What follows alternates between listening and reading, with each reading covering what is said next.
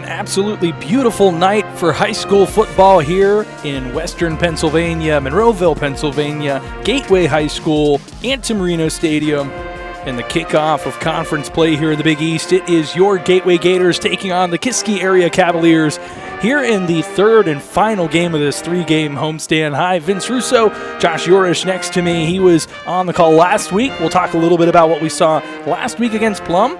But before that, we have a special ceremony tonight honoring head coach Don Hall. Josh, I know you dove into the numbers a little bit. Tell us a little bit about Don Hall's resume now being at the helm of the Gateway Gators program for the last decade. Yeah, a ton of success, obviously. The WPIAL titles in 2017 and 2019. Gateway under Don Hall, one of only two programs, Pine Richland being the other, to have multiple WPIAL titles in the 5A, and obviously 6 classifications began in 2016.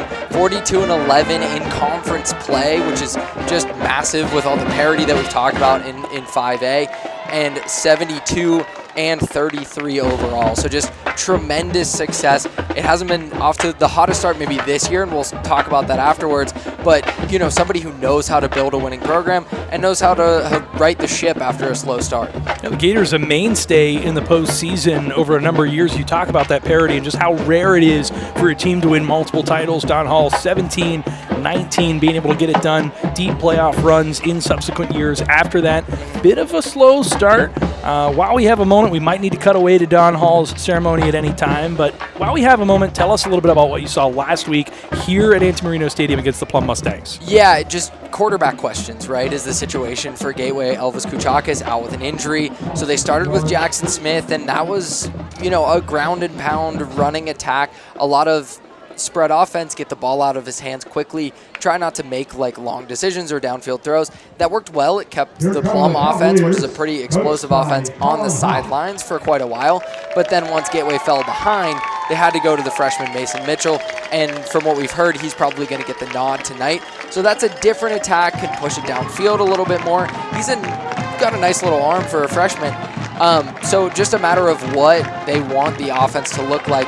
You have so many playmakers on the outside, S.J. Moorfield, different wide receivers, J.D. Stammer.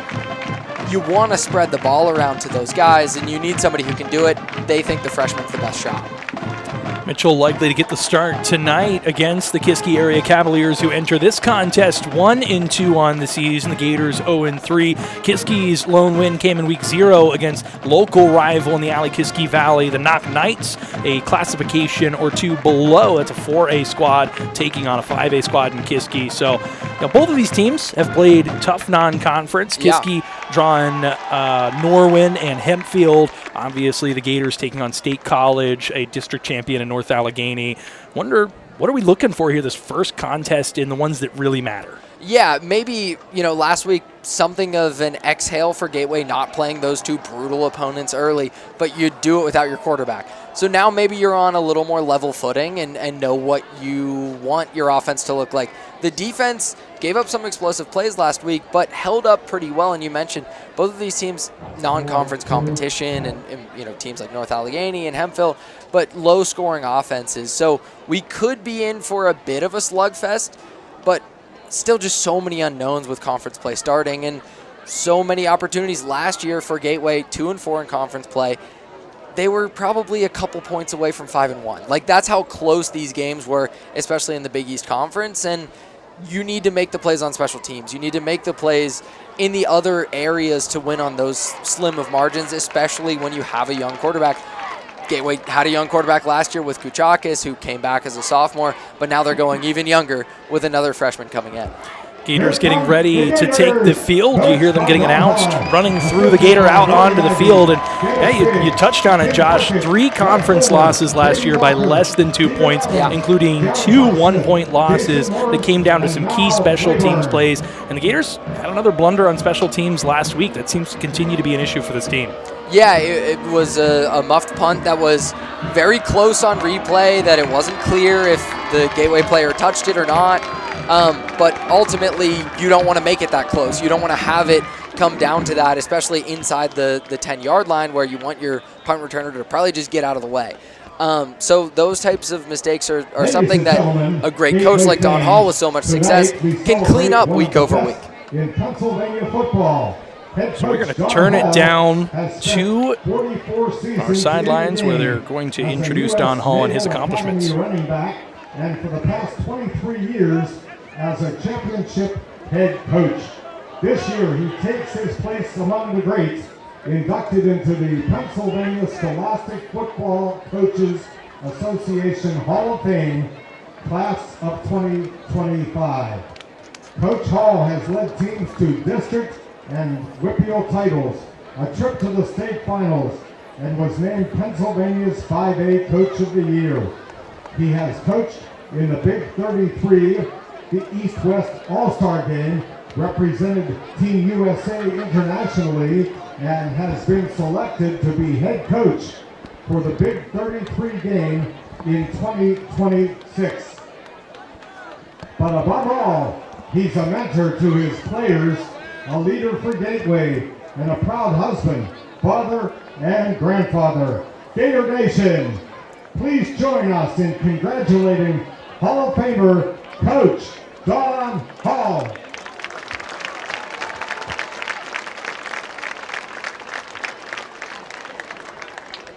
So there you have it. A hearty congratulations to head coach Don Hall on a number of years of success at the helm of the Gateway Gators, including championships in 2017 and 2019. As you had mentioned, Josh, just one of two programs in 5A since they went to the 6 classifications in 2016, along with Pine Richland, to have multiple championships in that time. And the Gators tonight looking for that elusive first win here in conference play. An interesting Big East Conference, Josh, much like we saw last season.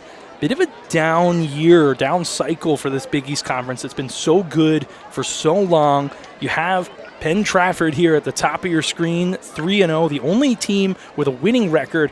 Other than that, it's 4-14, the record combined, and certainly Woodland Hills, a bit of an asterisk. They've played an equally as tough non-conference and have lofty expectations, but it really feels like for the Gators, the path is still wide open. Yeah, 0-3, but those are non-conference games. If you take care of your business in conference play, you're going to find yourself in the playoffs. And Gateway was on the cusp of the playoffs last year, even ultimately finishing 3-7. They weren't going to get a nod after losing in the final week of the regular season, but were really on the cusp of it and had an opportunity. And in a conference with so much parity, where it's going to come down to slim margins, you start racking up some wins pretty quickly, you can find yourself in the playoff conversation after a season that didn't get off to the right start. So we are just moments away. Kiski will start with the ball. They will receive the opening kickoff. The Gators will get the ball first to start the second half. Both special teams units getting ready. You see the Gators down there on the sidelines in the home black uniforms, gold numbers, gold pants, black helmets. On the other side, the Kiski area Cavaliers from up Route 28, Vandergrift, Pennsylvania. White jerseys, blue numerals, gold pants as well on the blue helmets. And a big welcome to everyone who's tuned in from both fan bases here on GatewayGatorProductions.com. So glad to have you with us here tonight. And boy, it really is an absolutely gorgeous evening for some football. Jason Michael Andrich is teeing up the ball. As you hear there, Jackson Michael Andrich getting ready to kick us off here down at the other end, looking to return this one. Andrew Finney, one of the two return men, as well as it looks like Carter Brown. Kick is off, bounces at about the 15, taken just inside the 10 by Finney. Makes a cut to the right, brings it back inside where he stood up, but the ball comes out just past the 25-yard line. The Gators signal that they have it, and they do. A tremendous break for the Gators. Josh, we talked about special teams, them being on the wrong side of a call last week. Boy, couldn't have asked for a better start here on the first play of the game. We'll take a look at it and who jarred that ball loose, but last week a special teams disaster on the opening kickoff for Kiski as well, allowing a 96-yard kick return touchdown to Hempfield. This time they return and probably feel a little bit better about their prospects, but give it away. Great starting field position for Mitchell and the Gators. If I saw that correctly, it looked like Jackson Smith, the incredibly talented junior linebacker, and last week's starting quarterback, jarring that one loose and giving the Gators the first possession of the game off the turnover on the left hash of the 25-yard line, and now we have a whistle.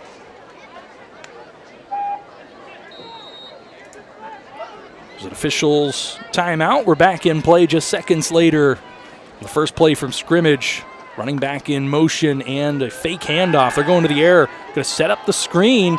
Wide open down the left sidelines. Goal to go situation. A big gain there for Tristan Houston.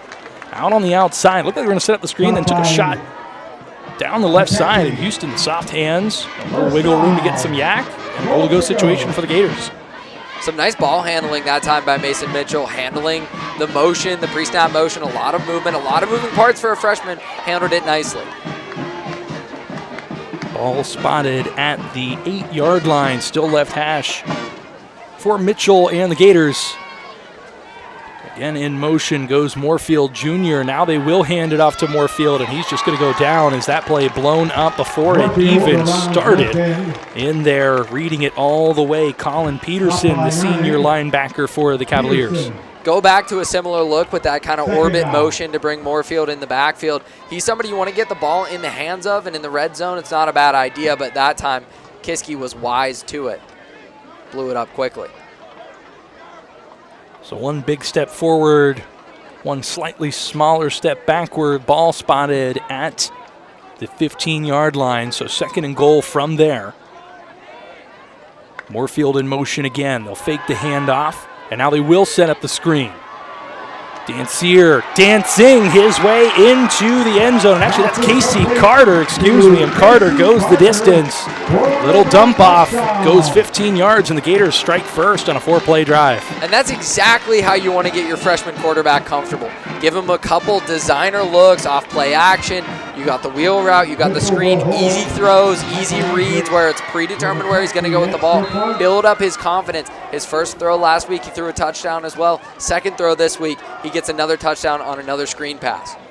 Snap, hold, and kick, all good for the Gators. And so here in the early going, it is 7-0. And Josh, for a Gators team that has fallen behind in 3 consecutive games, so important to get out and get an early lead.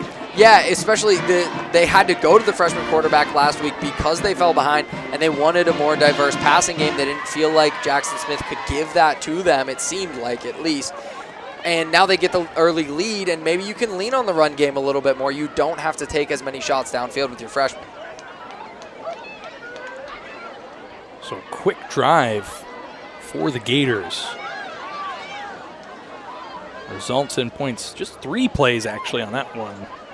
Get that ball into the end zone after the turnover. Jackson Smith jarring the ball loose from the talented return man Andrew Finney. The Gators draw first blood. And we'll do the kickoff again here. Jackson Michael Andrich, the 5'10 freshman. Going to put foot to ball in just a moment here. And if you're calling Haw on the Kiski sideline, their head coach, you just want this to be a clean return. You don't really care where you set up shop for your first possession in the game. You just want to make sure you get that first possession after giving it away and now falling behind 7-0. Ideal start for Gateway, and they're going to get the ball to start the second half as well. So we've already seen a healthy dose of Mitchell in the Gators offense. Mitchell picking up where he left off, an impressive 8 of 14 last week, 134 yards and a touchdown. Already has a couple completions and a touchdown pass under his belt in this one. This kick got a lot of distance on it into the end zone for a touchback. Even if the receiver catches it with any heel or foot into the end zone, automatically placed at the 20-yard line. So it'll be 80 yards to pay dirt for the Cavaliers as they finally start their first offensive drive. And under center is number 17, the sophomore Landon Artman, who in the loss against Hempfield, 15 of 26, 219 yards. He's 25 of 45 on the season with 320 yards passing. And the underclassman going to try to rally the troops here as Kiski touches the ball for the first time down a score.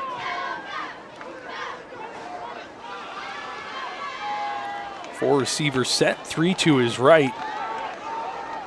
And he was running out of time before he even pulled that ball back. No threat of passing, pulls it down, tried to go with the quarterback draw, and that one is snuffed out immediately. Kyan Mbandi got back there quickly.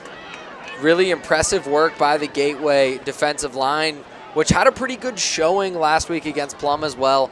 Bottled up the Mustangs in the run game. A lot of the explosive plays came through the air, so we'll have to see how the Gateway secondary holds up, but another good start for Gateway in the front seven. Bandy, the Bucknell recruit. Craig Schultz also was in the vicinity of that play, applying pressure. Now a broken play. Going to lead to another quarterback run. This one will net positive yardage, but it's going to be 3rd and long upcoming for the Cavaliers. And offense had a lot of time to get themselves ready after that early turnover. But as you see right there, Josh, not looking very crisp here in the early going. Ashton Taylor, the freshman running back, just going the wrong way on that one. Was probably supposed to get the carry, and you script the early plays in a game. You have a design, and that script kind of goes out the window when you find yourself in 3rd and long. So as poor of a start as you could imagine through 2 plays to this first drive. See if this is a passing situation now for Artman and the Cavaliers. They'll send a receiver in motion, and they'll keep it on the ground. Couple yards gained there for the freshman tailback, Taylor. But in all likelihood, a punting situation as the unit does come on for the Cavaliers. And the Gators, a quick 3 and out, a chance to build on this early momentum. And Roberson Lejeune got into the backfield really quickly. Looked like that may have been an RPO, I'm not sure. But the give all the way from Kiski, and some good tackling on the perimeter by the Gateway secondary. Austin Beck with his heels at about the 10-yard line. Long field in front of him. Going to try and get this one off and flip the field. He'll get a nice bounce as S.J. Moorfield not able to get to that one. It'll roll all the way inside the Gators 30 to the 29-yard line. So an excellent punt by Beck, able to flip the field to a certain extent, give the Gators a bit of a long field to start with as they're just outside of the 30-yard line. And we get more of the same here, a pass-happy sort of second drive, or do they incorporate more of the run game? Josh, if it were up to you, what's your call? I think certainly what they're going to continue to incorporate is the pre-snap motion. You're seeing S.J. Moorfield on the move a lot. They're just going to try to create a lot of eye candy for this Kiski defense and maybe get them looking the wrong place to make life easier for a quarterback as well. Pre-snap motion, play action, things like that give a freshman quarterback a chance to see things and maybe redirect the defense. You see the motion again there. Mason Mitchell fakes the handoff. Deep throw, and that is intercepted right into the hands of the Cavaliers. And in coverage, they're taking that one away. Braden Anderson, and for Mitchell, just lost sight of the DB there, saw his target running across the field and fed it right into an interception. Watch number 11, just a spot drop for the linebacker. He's standing right at the 40-yard line all the way, and the over route from the middle, Jaden Stammer, runs right into his vicinity. Ideally, a zone coverage like that, you want your receiver to just throttle down, but that's something that's difficult to get on the same page with another starting quarterback. Absolutely. Injuries have ravaged the Gators early in the season for a 2nd straight season, and that continuity certainly has not been there. Gators doing their best with multiple players in relief. The defense was able to get off the field quickly. See if they can get another 3 and out here and force either a field goal attempt or a turnover. That's a short run there by Taylor on 1st down. Good for a couple. Nice pursuit there by Jackson Smith. The linebackers for Gateway played pretty well last week as well. Smith and Michael Burrows, the sophomore, who's real thumper in the run game. So look out for number 22 tonight. Ball spotted at the 21-yard line. Cavaliers just outside of the red zone after the turnover. Both teams now have turned it over here in the first quarter. Special teams turnover for the Cavaliers, an interception for the Gators. Another productive run there on 2nd down. Gets them a few more yards, and that'll be 3rd and medium. Likely in field goal range for the Cavaliers. Run-heavy attack so far for Kiski. See if they go to the air. Maybe they attempted to on what looked like a quarterback draw, but maybe a broken play that Gateway was able to just blow up right away in the line of scrimmage. Pretty obvious drop back situation here. See if they trust Art. It looked like the first play from scrimmage was a design pass, but the Gators blew it up in the backfield and forced the signal caller to run. They'll keep it on the ground again. One missed tackle, and then, oh my goodness, getting underneath and taking the guy right out of his cleats is number 8 for the Gators. Talented Jaden Stammer. Fourth down. Take another look at this big-time tackle. My goodness, Josh. Craig Schultz busting through the line quickly to force him outside. And it seems like the plan early on for Kiski is to make the DBs tackle Stammer up to the challenge that time. A good job by Stammer not landing on top of the player, not leading with his helmet. That suplex kind of tackle oftentimes draws a flag, but that's about as clean as it gets. A good form tackle. And now they're going to go for it here on 4th and short. Quick pass. Receiver got in a little early, and Josh, I don't know about you, but I think that's a pretty obvious call there on the DPI. Feels pretty cut and dry. Carlos Diggs that time, just quick to that sprint out RPO. A nice little play design. If I'm the quarterback, really, I'm keeping that there, so he kind of got bailed out by the pass interference penalty that's going to set up probably a 1st and goal. So the Cavs catch a break, as you see again there. Diggs getting in just a little bit too early, making contact with both arms, sort of initiating the tackle procedure before the receiver was able to make a play on the ball. First down. He times that up a little better. That's a great play. That's just bang, bang, and unfortunately for him, the official was standing right there. Well said. Leads to a goal-to-go situation now for the Cavaliers. The Gators had the ball inside the 10, got pushed back to the 15 before connecting with Carter for a 15-yard touchdown pass. Now a flag comes in late. Looked like they were trying to go to the flats there. Flag on the play. For Avon Shirley. Offense, number 77. Flag penalty. A procedural penalty on number 77, Luke Kreider, for the Cavaliers. That's going to push them backward. Was interested to see if it was anything procedural with the motion coming across the formation, but seems like just a jumpy offensive line on a goal-to-go situation.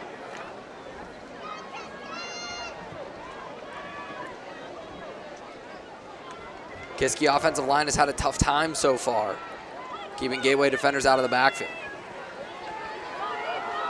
Another design pass play, much like that 4th down play, and that one just juggled right in there, ready to make the stop, was number 11, Tristan Houston for the Gators, but that one dropped by Andrew Finney. A lot of speed in the back 7 for the Gateway defense, and showing it off when Kiski trying to go sideline to sideline. Real horizontal passing game so far from the Cavaliers. Maybe need to threaten over the top a little bit. Tough to do in tight quarters here, but just need to get a little more diverse in that passing game.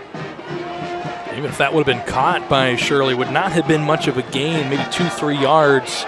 Still just 2nd down after the procedural penalty and the incompletion, and they'll hand it off to Taylor here, who has a little wiggle room.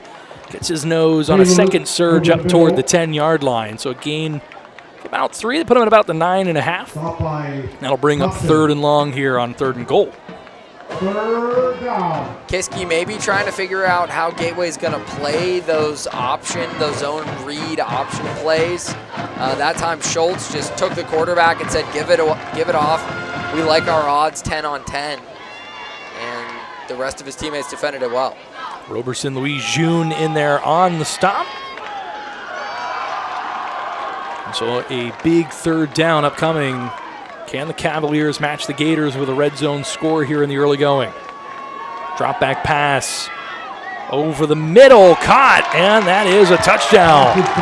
In traffic, pulling that one in, Andrew Finney. And now we're a PAT away from being tied back up here midway through the 1st. Can't defend it much better if you're Gateway. You got pressure immediately.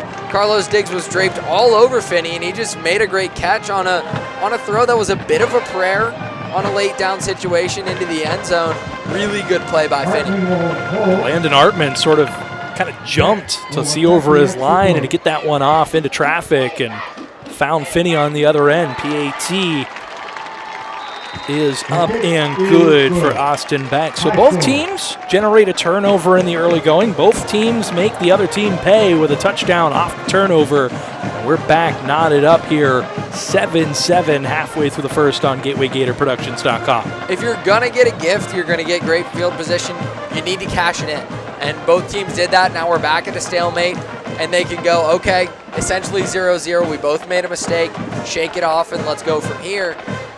If you're Gateway, you just got to make sure that your freshman quarterback is comfortable in that situation after throwing an interception, and not a very pretty one. Nice crowd on hand. Great atmosphere. See the cheerleaders for the Cavs. Both of these teams trying to get off to a 1-0 start in Big East play. We'll try and bring you some other scores from across the conference and classification tonight in 5A. Certainly a few good games going on across the region with implications for the Gators. Franklin Regional taking on Latrobe tonight. The Gators will head to Murraysville next week to take on the Panthers. Penn Trafford, Woodland Hills. For most people's money, probably the top two teams predicted in the Big East. Penn Trafford off to a great 3-0 start. The big comeback win against the Moon Tigers last week. Another tough team in 5A out of that Allegheny 6 conference. And Woodland Hills playing a tough early season schedule, but Cam Walter, Scoop Smith, a lot of hype surrounding that team. Gators get the ball back here. A short return just up over the 20-yard line to about the 22. Nasir Diggs, the sophomore, with it, but fields it cleanly, and the Gators will go back to work. Mason Mitchell and company with a long field to go to the end zone. If I'm Don Hall and the Gateway coaching staff, I go right back to my quarterback. Let him throw it again. Get him comfortable. Something easy, not a long downfield read. That was a long developing play where he had to turn the back to his defense. I like the use of play action, but in that case, maybe worked against him losing the linebacker. Get him something easy, maybe a quick screen, and just try to get him back into the flow of it after an interception that was costly. Gators have yet to hand it off to the tailback position. Right on cue, Tristan Houston will log his first carry of the evening. Gains about a yard on first down. S.J. Moorfield, the only one on that orbit motion that you mentioned earlier, Josh. Now our first real handoff to the running back. Yeah, and the running game up the middle for Gateway, not exactly what it was last year. Amari Gans was a prolific back for them. Tristan Houston, Julian Dancier kind of splitting time in that backfield. And it just has the feel that they're trying to find it still on the ground. Talk about Amari Gans. Had 3 first-half touchdowns in this contest a year ago. Is a nice timing route across the middle. Caught again by Stammer there for the Gators. Move the chains, but yeah, no Amari Gans this year. He was the Cavaliers' worst nightmare last year. And on that throw, Mitchell putting it in a really good spot, and you build some confidence and some trust when your receivers can make a grab like that contested catch. They'll set up the quick little screen out of the backfield there. Nice little dump off to Houston. Houston, a nice gain on first down. About 9.5. So second and inches coming up. Take another look at the nice gain. And that may not seem like a complicated throw or anything, but when you're a young quarterback, you got to get your receivers in stride on those types of throws to let them get yards after the catch. Those are the things that keep an offense on schedule and keep it functional. Gators just taking what the defense giving them there. See if they can move the chains here on second and less than a yard. Fake the initial handoff to Moorfield. Houston makes one cut, drags the defender up past midfield. So it's a gain of about 6 yards. Will get the Gators into Cavaliers territory and, most importantly, give them a first down. First down, Gators. Nice little run concept that time with the motion coming out of the backfield. Run a little counter off of it. I like the look in the run game, and they have to get a little creative if they can't just straight run it downhill. You talk about, Josh, there's so much speed for the Gators out there. If you get the defenders to freeze for just a second, get guys who can blow right past you here for the Gators. Another productive run on first down. Gain of 4, staying on schedule the Gators are. We'll bring up second and 6 at the 46. And I think that's something that's been interesting about the run game with Houston and Dancier. Neither too big of a back, too physical of a back, but a lot of the running has been in between the tackles. Maybe try to get something flowing outside a little bit more and let them use their speed and quickness on the perimeter. Certainly worked on the last play to set up second and medium. Play action now, and an open receiver across the middle, and Mitchell wishes he had that one back just a little too much on it.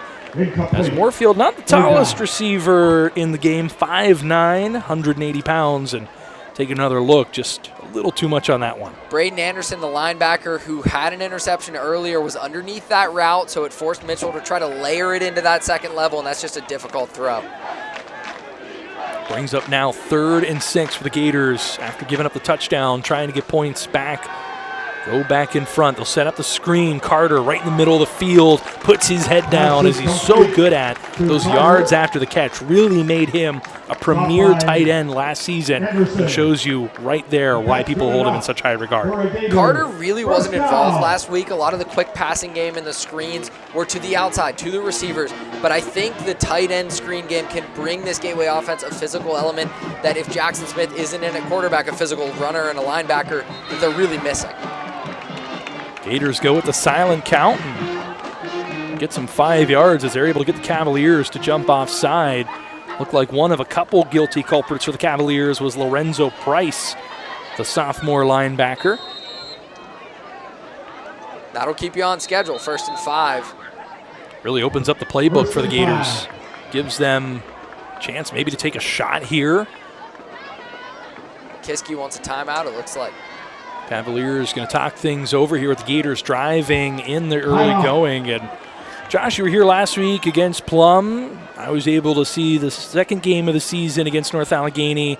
Safe to say, I think this is the most crisp the offense has looked for the Gators here in the early going of this season. And that makes sense, you know, not just later in the season, but lesser competition maybe than North Allegheny that you saw. And now another week, you know Mitchell's going to be the starter. You're not potentially going with 2 quarterbacks, Jackson Smith and Mitchell last week. Things are falling into place a bit more clearly. Maybe not exactly how you would have won if you were Gateway coming into the season. Obviously, you were thinking Kuchakis in his second year takes another step and kind of has command of the whole offense. And now you're patching things together a little bit with the freshman again. But it would make sense that as you get further into the season, week 3, game 4, it's going to look a little crisper. Kuchakis out with an ankle injury. Opened the door for Mitchell, who, other than the interception, has looked really crisp. And Josh, right there, another timing route across the middle. Nice break there by Stammer. He puts it right where his receiver can make a play on it. That time, Stammer actually got some separation at the top of his route on that slant. And a really good throw by Mitchell, but also a great catch by Stammer. That's how you build the trust of your quarterback. You make a contested grab earlier, and then you reach out and kind of extend for that one outside of your body. Really nice start to the game by Stammer. Mitchell rolls out. Going to keep it this time himself. Tackle made. Looked like an arm, maybe grabbing up around that nameplate a little bit. There's already a flag in the backfield, which more often than not means this one's going backward. We'll be interested to look at another view of that tackle and if there might have been a horse collar in there. Offense, number 75. Take penalty. Replay. That's going to be Craig Schultz, the guilty culprit. Let's take another look, see if we can see the hold a bit downfield. Got up to the second level and just really had a nice grab on Lorenzo Price, the sophomore linebacker for Kiski. Not going to get away with that one. So an obvious hold. I'm still not so sure that Price didn't get a little grab there on the nameplate of Mitchell after he kept it on that one. Regardless, it is 1st and 20 at the 25-yard line for the Gators. And another whistle, and now a timeout for the Gators. Don Hall now wants to talk things over with his Gators driving, trying to reclaim the lead here on a beautiful fall, not quite fall, but feels like fall evening here in Western Pennsylvania. Let's take a look at some of the upcoming broadcasts here on GatewayGatorProductions.com. Fall sports in full swing. We've got girls volleyball and girls soccer next week on back-to-back evenings. Thursday off, and then Friday right back at it over in Murraysville against Franklin Regional for a little girls volleyball. The following week, home contest here against Armstrong. and some boys soccer in between as we look into the Battle of the Bell on October 3rd. Always a great matchup. That one will be in Harrison City. 7:30 start for that game. And I got to tell you, Josh, I don't mind not having to go up north this year. We had to make the trips to Kiski and Armstrong last year. Yeah. It's a little bit of a drive, so good to have a few of those here at home this year. And what a beautiful venue this is, Antimarino Stadium, for the Gators, looking to reclaim the lead here. They'll go with a quick screen out to the left. It's Stammer on the designed wide receiver screen. He's going to get bottled up after a gain of what looks to be about 3 yards. So it's going to be second and still quite a ways to go for the Gators. Umbondi just trying to get out there to make that block and just didn't do it in time. Trying to sell the run on the play action, and that's a difficult ask for a 200-plus pound left tackle to sell that up the field and then get outside and try to block a defensive back. So officially now 2nd and 17 for the Gators. That holding penalty leaving a mark still. Pass outside, beautiful throw. S.J. Moorfield, after a big game last week, picking up where he left off with a really nice grab, running toward the sideline, secured it, fell out of bounds with the Gators able to get within striking distance here on 3rd down. And it may be a reasonably short gain, right? Not a first down even if they're backed up behind the sticks, but that's a really long throw and super accurate all the way across the field from Mitchell. Impressive stuff early. He does have the interception, didn't read that well, but when he's gotten man coverage, he's put the ball where he's wanted to. Fakes the handoff, shot to the end zone, caught, touchdown, Gators! Tyree Gowder pulls that one in. A beautiful throw and catch in traffic. And Josh, a couple things that I'm noticing. Boy, Mitchell is shaking that interception off. Yeah. Short memory, looks confident, and he's spreading the ball around. How many different names, Moorfield, Gowder, Stammer, Houston, have we called here in the early going? Gateway has a ton of playmakers on this team, right? This is a team that started 0-3, but a lot of athletes on the outside, a lot of playmakers. You just got to get the ball into their hands. They couldn't do that last week, at least not consistently enough and not downfield. Mitchell is doing that. He's giving his receivers a chance, and they're continually repaying him, right? That's not the easiest grab in traffic by Gowder, reaching up. A really good hands catch, not pinning it against his body. Moorfield on the play prior along the sideline. Good body control and awareness along the sideline after that Mitchell throw. So his receivers are really helping him out early, which is what you need when you have a young quarterback. But Mitchell just looks super impressive. The receivers have been super sure-handed for Mitchell tonight, and he's put the ball outside of that one throw, really only where his receivers can make plays on it. And so the Gators overcome that early miscue, get the lead back here, and now the defense goes back on the field with a chance to get another 3 and out like they did the first drive when they weren't staring at a short field. And if you're Kiski on future possessions, you got to think about a bit more zone coverage on the back end. You're not holding up one-on-one with these Gateway receivers, and when Mitchell doesn't have any confusion, when he knows what he's looking at, he's going to put the ball in the right spot. Jackson Michael Andrich with another nice kick inside the 5-yard line and a big tackle. Jackson Smith, who else? Had a feature in the Trib earlier this summer about the expectations that Don Hall has for this young man now entering his upperclassman years. And boy, look at the stick right here. And last week you're the starting quarterback. That's not a situation he thought he would be really thrust into. But you lose that job. A lot of people could sulk about it. He's just making big plays on special teams, on defense. He knows his role, and he's a really talented player that has bounced back incredibly well from being thrust into that difficult situation. Already has made a number of noticeable plays, caused the turnover on the first play of the game that gave the Gators a short field and led to a touchdown. And there, another impressive tackle to give Kiski 75 yards to have to work with here. And nothing going for Taylor on that first carry as a host of Gators in the backfield on that one. Sophomore Jaquan Reed in there defensively for Roberson Louis June, so that's not even all the ones along the defensive line for Gateway, and they're still eating up front against the Kiski O-line. No kidding. The trenches have been where the Gators have really made their money tonight. Mitchell has had ample time to throw the ball offensively, defensively. They have bottled up Taylor in the run game for the most part for the Cavaliers. And that makes it 2nd and 11 at the 24 for the road team in white. Drop back pass, designed all the way. Missed tackle, now a lot of green for the receiver. And blocked to free in there at the last moment will give him the first down. And so it's Shirley once again, who is one of the go-to targets for this Cavaliers offense. And he's able to get about 16 yards on that one. Take a look at things on the back end for the first time really today, because Gateway's been super aggressive trying to stop the run with linebackers up on the line of scrimmage. They drop back into a coverage zone, and when you do that, you just got to tackle, right? There's going to be room underneath to make a completion. You got to rally up and tackle, and Jackson Smith missed it that time. Shirley went out of bounds, so it stops the clock with 17 seconds left. Gators showing pressure here on first down. See if they bring the blitz. They do. Quick throw out into the flats, and that one dropped again. The second drop here in the early going for Andrew Finney. We got a flag down. Looked like a roughing the passer.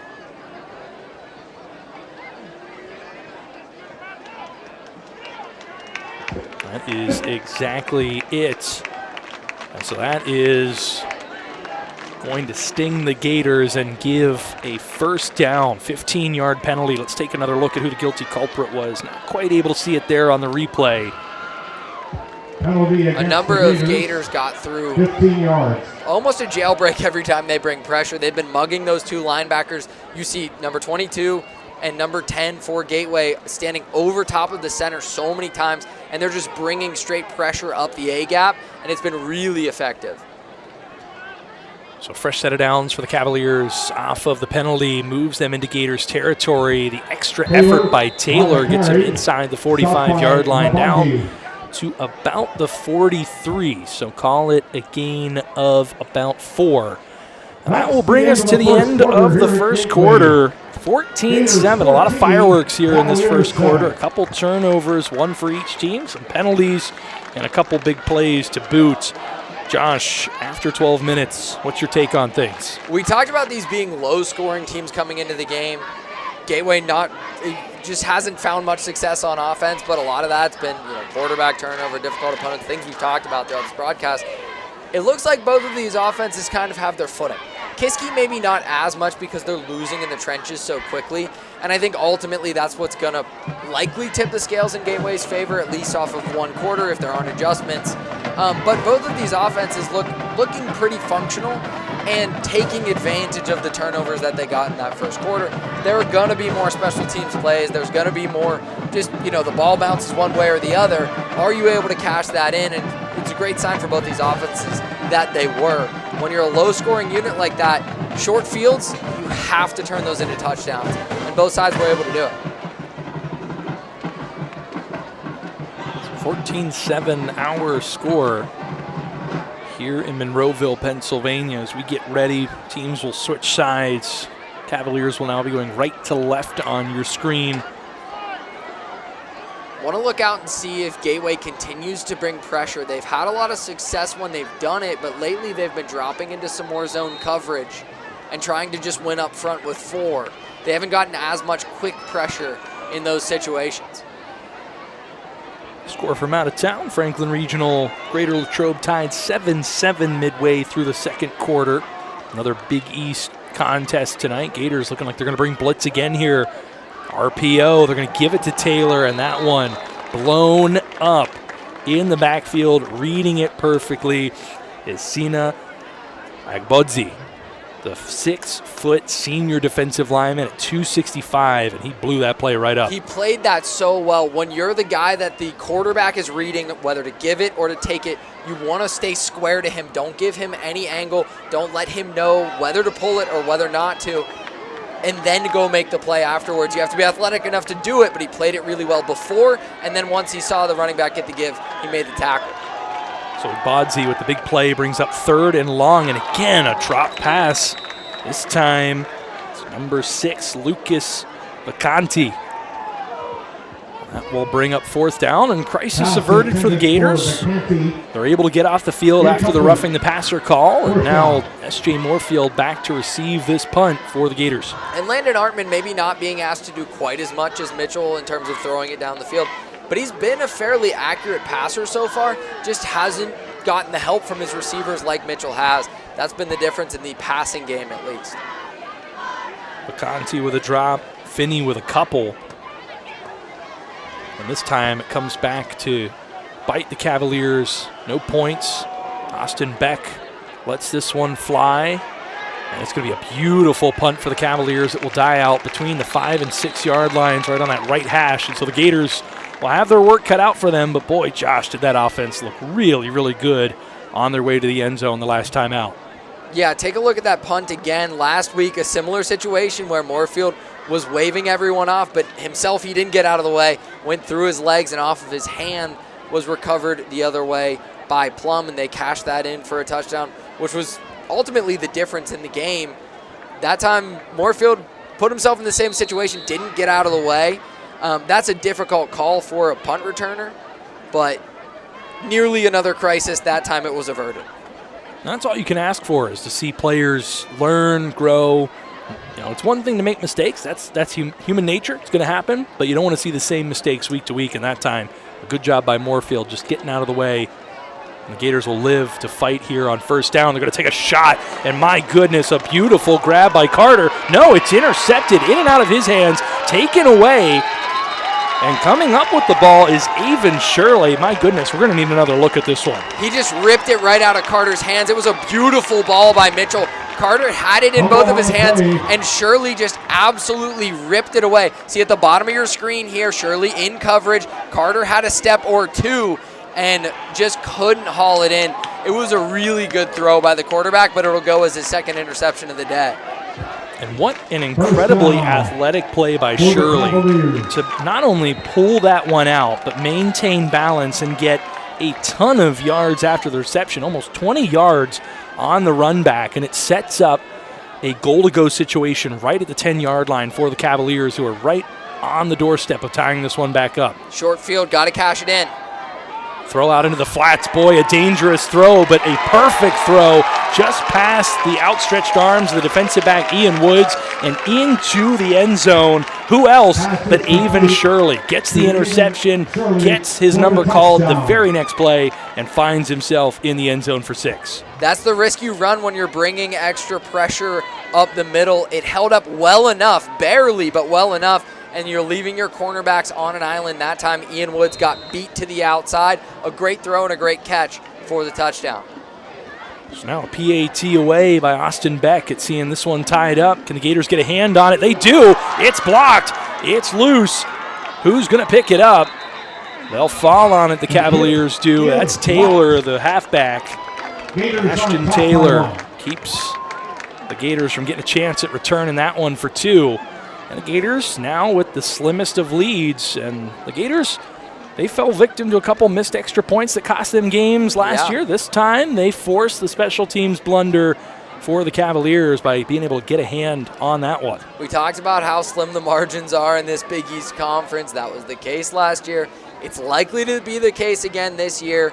And so far, Gateway was able to force the fumble on the opening kickoff, turn that into a touchdown, and now they hold on to the slimmest of margins because of that blocked extra point, and there's a good chance that's going to matter later on. Take another look at the interception that set up that scoring drive for the Cavaliers, and maybe one of the most athletic plays you'll see all night. Avon Shirley, the takeaway, and then such a nice throw. That's a more difficult catch than I think a lot of people at home probably give credit for. Running out, having to look over the shoulder and still keeping those arms outstretched, catching the ball. Really a pretty play design. We've seen a couple of those drop so far because that's been a lot of the Franklin Regional passing attack. They haven't been able to block, so everything's got to be quick, got to be to the perimeter. That time the receiver hauled it in, and that's what can happen. You can get some yards after the catch, especially when the Gateway defense is selling out to try to get after the quarterback. So Kiski area and Gateway tied at 14. It'll be Diggs again on the return. And he gets bottled up just past the 25. Good open field tackle by number 22, Braden Bowman. Nice job keeping contained that time by the freshman Bowman. Diggs was trying to reverse field and break that wide open. Bowman, it doesn't really look like that on that close of a replay, but was kind of the last line of defense. If Diggs got past him, he might have been gone. Held the edge really well and contained him back into the middle and made the tackle. Bowman, a freshman down there, making a big special teams play, and the Gators back where they were a moment ago with the ball in their own territory. Can they find a way to regain the momentum in this game? Couple interceptions for Mitchell. He's had some highs and lows in this one. They're going to start off with a run play here. And that, an obvious horse collar tackle. Was waiting for that flag to come in. There it is. Tristan Houston brought down by the nameplate, so that's going to be 15 yards upcoming for the Gators. Not that successful of a run. Obviously, the penalty is going to tack on a lot of yardage, but finally the Gateway running game trying to get to the perimeter and use the speed of their running backs. The horse tackle. Defense, number 1. Guilty culprit Tegan Shirley on that one. We'll set the Gators up with nice field position out toward midfield. And yeah, Josh, to your credit, finally the Gators trying to get that ball on the perimeter with the halfback. And while it wasn't a great result in terms of the yards they gained organically, you force a difficult tackle and one that results in a penalty. And that's what happens when you make defensive backs tackle, right? That's the goal. You want to try to make the secondary tackle.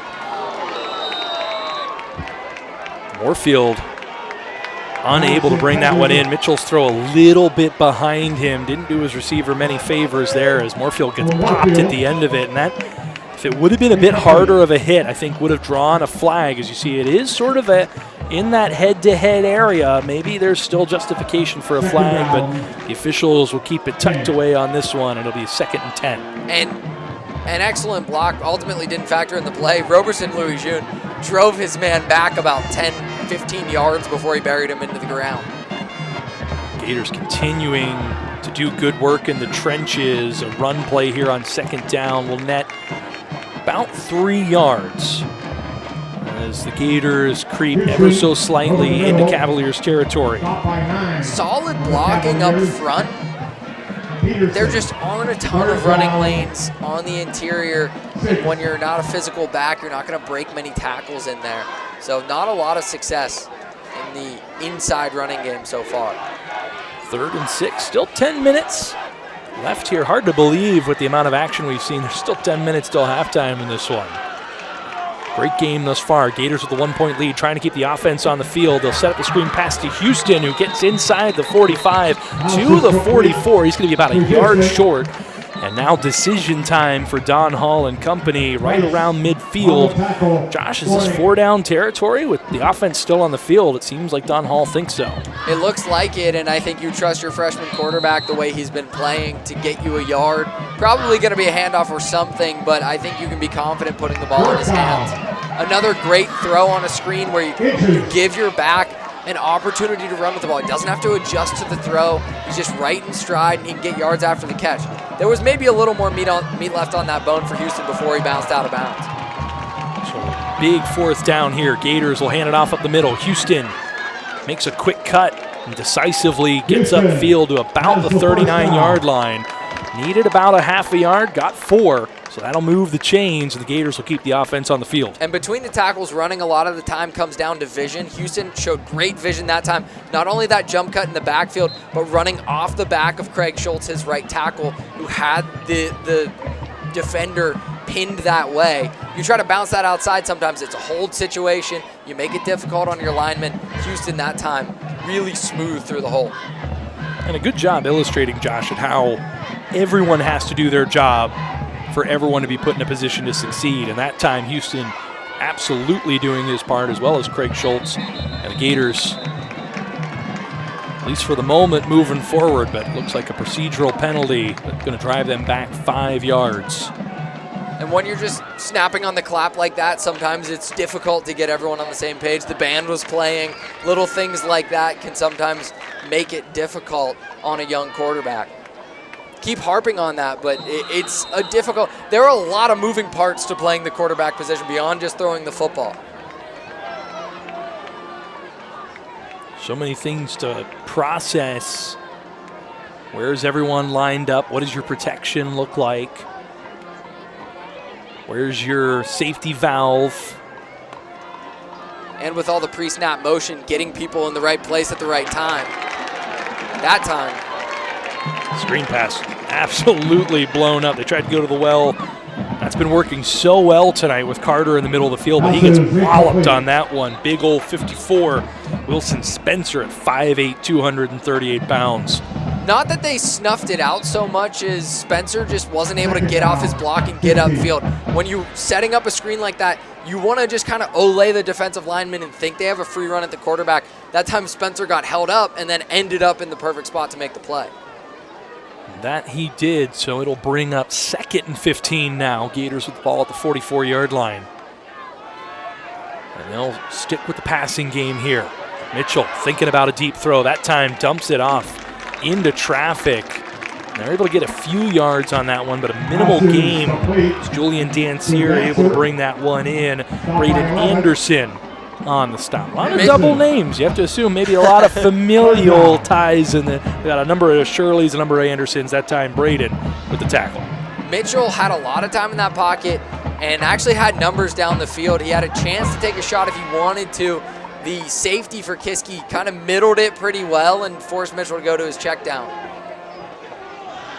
Mitchell with the 2 first-half interceptions makes you wonder, does he start to question pushing that ball downfield a little bit as a freshman signal caller under the bright lights? And eventually, sometimes if you get off that read early, you just don't have the arm to make the throw anymore. Tyree Gowder was running a deep post. They had Casey Carter on a wheel. The safety tried to split it and kind of defend both. I think if Mitchell would have gotten to Gowder a little bit quicker, he could have thrown that post and probably had a touchdown. But that's a really tough thing to ask once you get off of it so early. You're not really going to get back to it and be asked to make an accurate throw. Especially you could see Mitchell start to get a little jumpy in the pocket. He had a really good pocket. The protection held up well. Kiski, for one of the first times in the game, actually brought an additional rusher. The offensive line did a great job, but it's just hard to sit in that pocket and pad it if you're not comfortable doing that at the varsity level.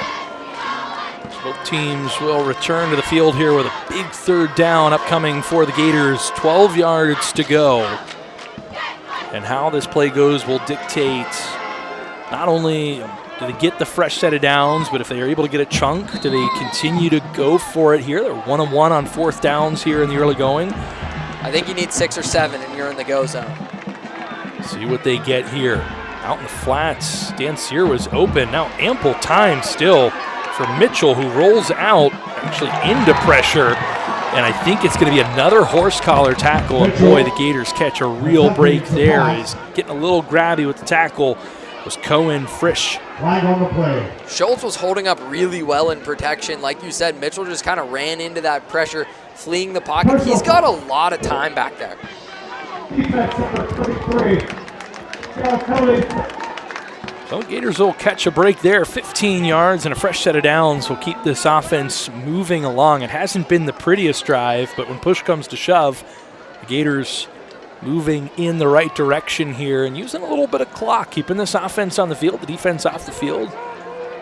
And both these last plays that Mitchell has really held onto the ball and patted it, not like what he's seen. Kiski's played zone.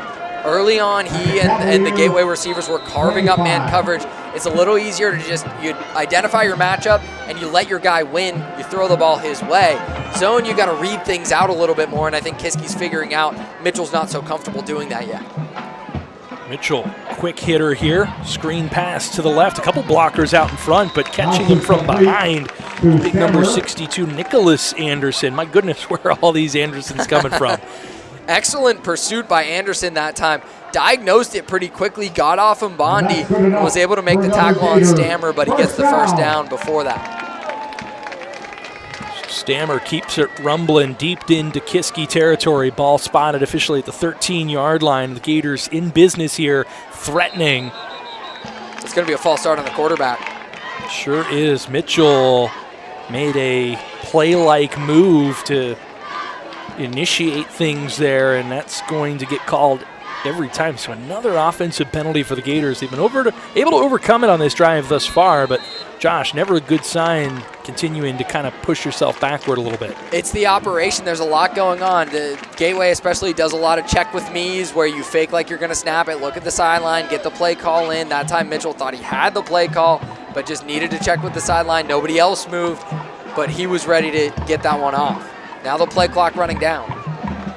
3 seconds. They'll get it off. Mitchell, lots of time again, and S.J. Moorfield just lets that one go through his hands. I tell you what, with his speed, if he gets his hands on that one, I think that might be a house call. That's a foot race to the pylon, and if he can haul it in, and Mitchell doing a really nice job shaking off the mistakes that he's had. There are going to be mistakes.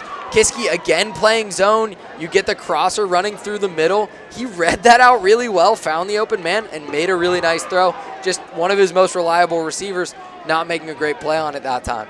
Moorfield with 8 grabs, 158 yards last week. Saw him have a nice grab along the sidelines. The last touchdown drive for the Gators. See if they look his way again. They do, across the middle of the field, and that time no one is going to catch him. Moorfield from 13 yards, 15, 18 yards out, officially on 2nd and 15, makes it a Gateway touchdown and a 7-point lead. It can feel like a lot to put on a freshman, but I love Gateway going empty. No running back next to Mitchell, 5 receivers split out wide. It kind of forces Kiski to declare, are you in man, are you in zone? That time they had to play man to deal with all the playmakers on the outside, and he knew he liked Moorfield in the slot, goes right back to his veteran receiver who makes the catch for the touchdown. Extra point up and good, so an 8-point game now for the Gators after that one knocked through by Jackson Michael Andrich, the freshman. A number of underclassmen thrust into big roles for this Gators team, and tell you what, against Kiski tonight, they look up to the task, and they've got themselves a nice little lead here with about 6 minutes, 37 seconds left in the first half. Mitchell has been really impressive, and it's a good problem to have when you have a lot of talented young quarterbacks on your roster, and it seems like Gateway does. You mentioned it's kind of a down cycle for this entire Big East Conference, but a lot of good young talent on the field tonight, and Mitchell's been really impressive. Take another look at that throw to Moorfield, just winning so quickly off the line of scrimmage. We talked about the Big East Conference. Penn Trafford 3-0, the rest of the conference 4-14. No team outside of the Warriors has really looked all that menacing and impressive thus far. Certainly there's a lot of expectations around the Wolverines, and they gave Central Catholic, or North Allegheny rather, excuse me, quite a game. They got drubbed by Central Catholic last week. This one looks like it's going to trail toward the sidelines, but held up just enough that it forced the return man to pick this one up, and dumped around the 21-yard line is the return man, Shirley, even on that one. I'm not sure that kick would have gotten into the landing zone in the NFL, but that's exactly what NFL teams are trying to do. Pin the returner back, make him go field it on the ground instead of just fielding it on the fly. And Gateway's coverage unit did a nice job. Flying in there was Wendell Hall to eventually make the tackle.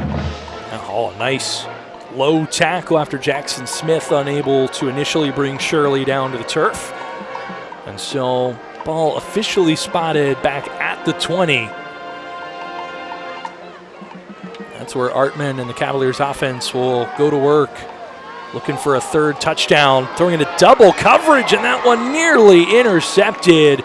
Over the top was Stammer, and he can't believe he didn't come down with that one. Feels like a situation where the quarterback predetermined where he was going to go with the football. He knew he had zone because the defensive backs were not lined up over any specific receiver. It was zone, but you want to, if you're going to try to throw that deep route, you want to read the outside corner and see if he's dropping first. If he is, you just got to take the underneath stuff. That time, he just wanted to force the deep shot and threw it into double coverage. And very lucky to live to 2nd down as Landon Artman, because Stammer had both paws on that one but just couldn't complete the catch. So we'll bring up 2nd and 10 now for the Cavaliers. Going to be zone coverage again on the back end. Got a receiver open across the middle, and that time just not a very good throw by Artman, not giving his receiver a real chance on that one. Incomplete. That feels like their zone beater. They had that earlier, that little drag route and they were able to get it a nice catch and run, and Jackson Smith didn't make the tackle earlier that time. Maybe hearing footsteps was the receiver, Shirley, unable to haul that in.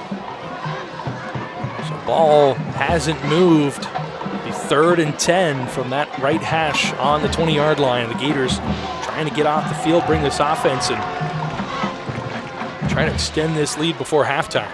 Remember, Gators will get the ball first to start the second half. Quick dump off throw and an impressive tackle in the open field by Tristan Houston, bringing down Lucas Picanti, the 5'10" senior wide receiver at 170 pounds, but he ran into Houston, who's 5'10", 175 pounds. A lot of the game plan for Kiski is just daring the Gateway defensive backs to make tackles, and for the most part, they've been able to do it, right? Shirley had the touchdown when Ian Woods in coverage just wasn't able to get there, but mostly Gateway has held up really well on the back end and made a lot of tackles. Houston with a really impressive one there. Moorfield back again for the Gators. This one, a high, wobbly kick. Another Peter call by Moorfield, telling everyone to just sort of get out of dodge, because the Gators still going to end up with excellent field position, Josh. Ball will land just between the 47, 48-yard line. And now the Gators with a real opportunity here to maybe wind down some clock, get some points before the halftime break. And this is one of those sort of double dip opportunities. If you get some points before the break, come out, get the ball, going into the second half, you have a real chance to start putting this game away. Don't want to put the cart in front of the horse or jump the shark, but the opportunity is certainly there for the Gators. Yeah, that's exactly where my mind went as well. 5:33, maybe quite a bit of time for just half a field here, right? If you're marching the entire length, you can milk a little more of that off, but we'll have to see what type of tempo Gateway wants to play with. They've played with fairly slow tempo tonight. Usually they want to be no huddle, up tempo. That hasn't really been the case, so they can probably milk some of this clock. Moorfield not on the same page. Another miscue from the talented receiver is going to push the Gators back 5 yards. And penalties have been a real issue for Gators in this game. There's not a whole lot to complain about in the Gators' performance tonight, certainly leading this contest. And sure, some turnovers from a freshman quarterback who's made many more good plays than bad, but these penalties certainly have left a mark. So on 1st and 15 now, Houston out of the backfield. They'll hit him. Oh, I thought they had him. Boy, had a step. If Houston is able to get to that one, he's got a whole lot of green in front of him, but that pass just needed a little more oomph on it from Mitchell. Pretty good coverage by Price, just getting a body. Like, obviously he lost him, but he derailed his path enough that he wasn't able to complete that catch. And I like that play with the running back going in between the guard and the tackle. You're just more likely to lose him in coverage downfield, trying to take a shot up the seam. Not an easy throw. Well, it's such a fast, decisive route that you have to make that decision quickly, and if you're just a hair off, all of a sudden you're behind the receiver. That's what happened there. They'll go to Houston on the ground here now, and he'll make the penalty yardage back up, and it will lead to 3rd and long with the Gators getting back into Cavaliers territory. Shirley. Gateway finding some success a little bit on the inside running when they've gone to more of kind of a split flow look with Carter, the tight end, blocking across the formation. They've had a little bit more success, so maybe that's a look they're going to go back to.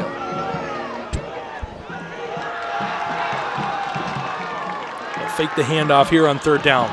Going out toward the sidelines, it's Moorfield able to get just a few extra yards. Already had the first, but extends for good measure and gets out at the 35-yard line. The Gators needed about 10 on that one. They get a dozen, and they'll keep the ball moving here. Both times Moorfield has made a mistake today, he's atoned for it pretty quickly, right? The drop on what could have been a touchdown, caught a touchdown on the next play. Had the false start penalty on that one that backed up Gateway behind the sticks. Then he makes a nice grab on 3rd down and moves the chains. Gators have certainly had a short memory. When they have made mistakes, they've been able to brush them off quickly and make big plays almost directly after. Another screen here, and again, it is a lot of running room for Houston, who grabs that one Houston. Is able to work his way down to what looks like about the 26-yard line. So second and very manageable for the Gators upcoming. I love the eye candy there. It's been a while since they've gone to that motioning Moorfield in the backfield. Things have been a little bit more static, and I think that's helpful to the young quarterback. He maybe needed it after the first interception just to know what the picture's going to look like post-snap. But when you're drawing up a screen or something like that, use the eye candy to your advantage, and it worked there. So now the playbook really opens up for the Gators on 2nd and 1. However, it's going to be another false start on the Gators. And maybe that's another reason that they were going to more of a static look pre-snap. Not that that didn't cut down on, not that that cut down on the penalties really at all, but just fewer moving parts.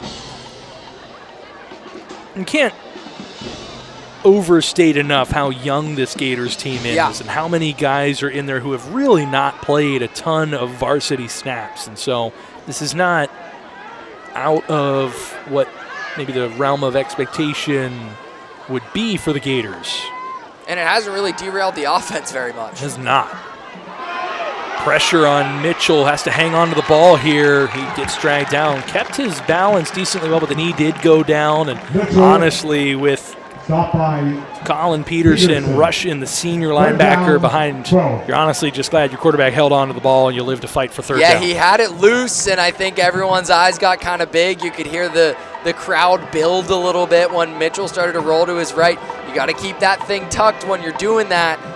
But Peterson, who went for the ball, unable to strip it away, and a good job by Mitchell eventually tucking it high and tight. Yeah, you see as soon as he got contacted by Peterson, that was the first instinct, pull that ball in. Now 3rd down and long, going to take a shot. Moorfield open, gets the feet down, and oh my goodness, a gorgeous grab along the sidelines, and that is going to move the chains again on 3rd and long. That's a serious throw from the freshman, dropping that in a bucket along the sideline to Moorfield. Really, it was double coverage. He knew his receiver had a step, but that's got to be timed perfectly. He anticipated it really well, and it was just a perfect throw. Gators might have something here in Mitchell, who has really been able to put some nice touch on some of these passes, including that last one. Another screen, another big gain for the Gators, rumbling down toward the end zone. It's Stammer. He'll be just short at the 1-yard line. The Gators in business here with 3.5 minutes, and maybe now you do work a little bit of that play clock. As the Gators, I think Stammer, little hitch in his giddy-up, as Adam likes to say. Finally, that tunnel screen blocked up really well, right? That's such a timing play. You got to let your offensive line get there. You got to hold, you know, you kind of need nerves of steel as a quarterback with the defensive line running at you free.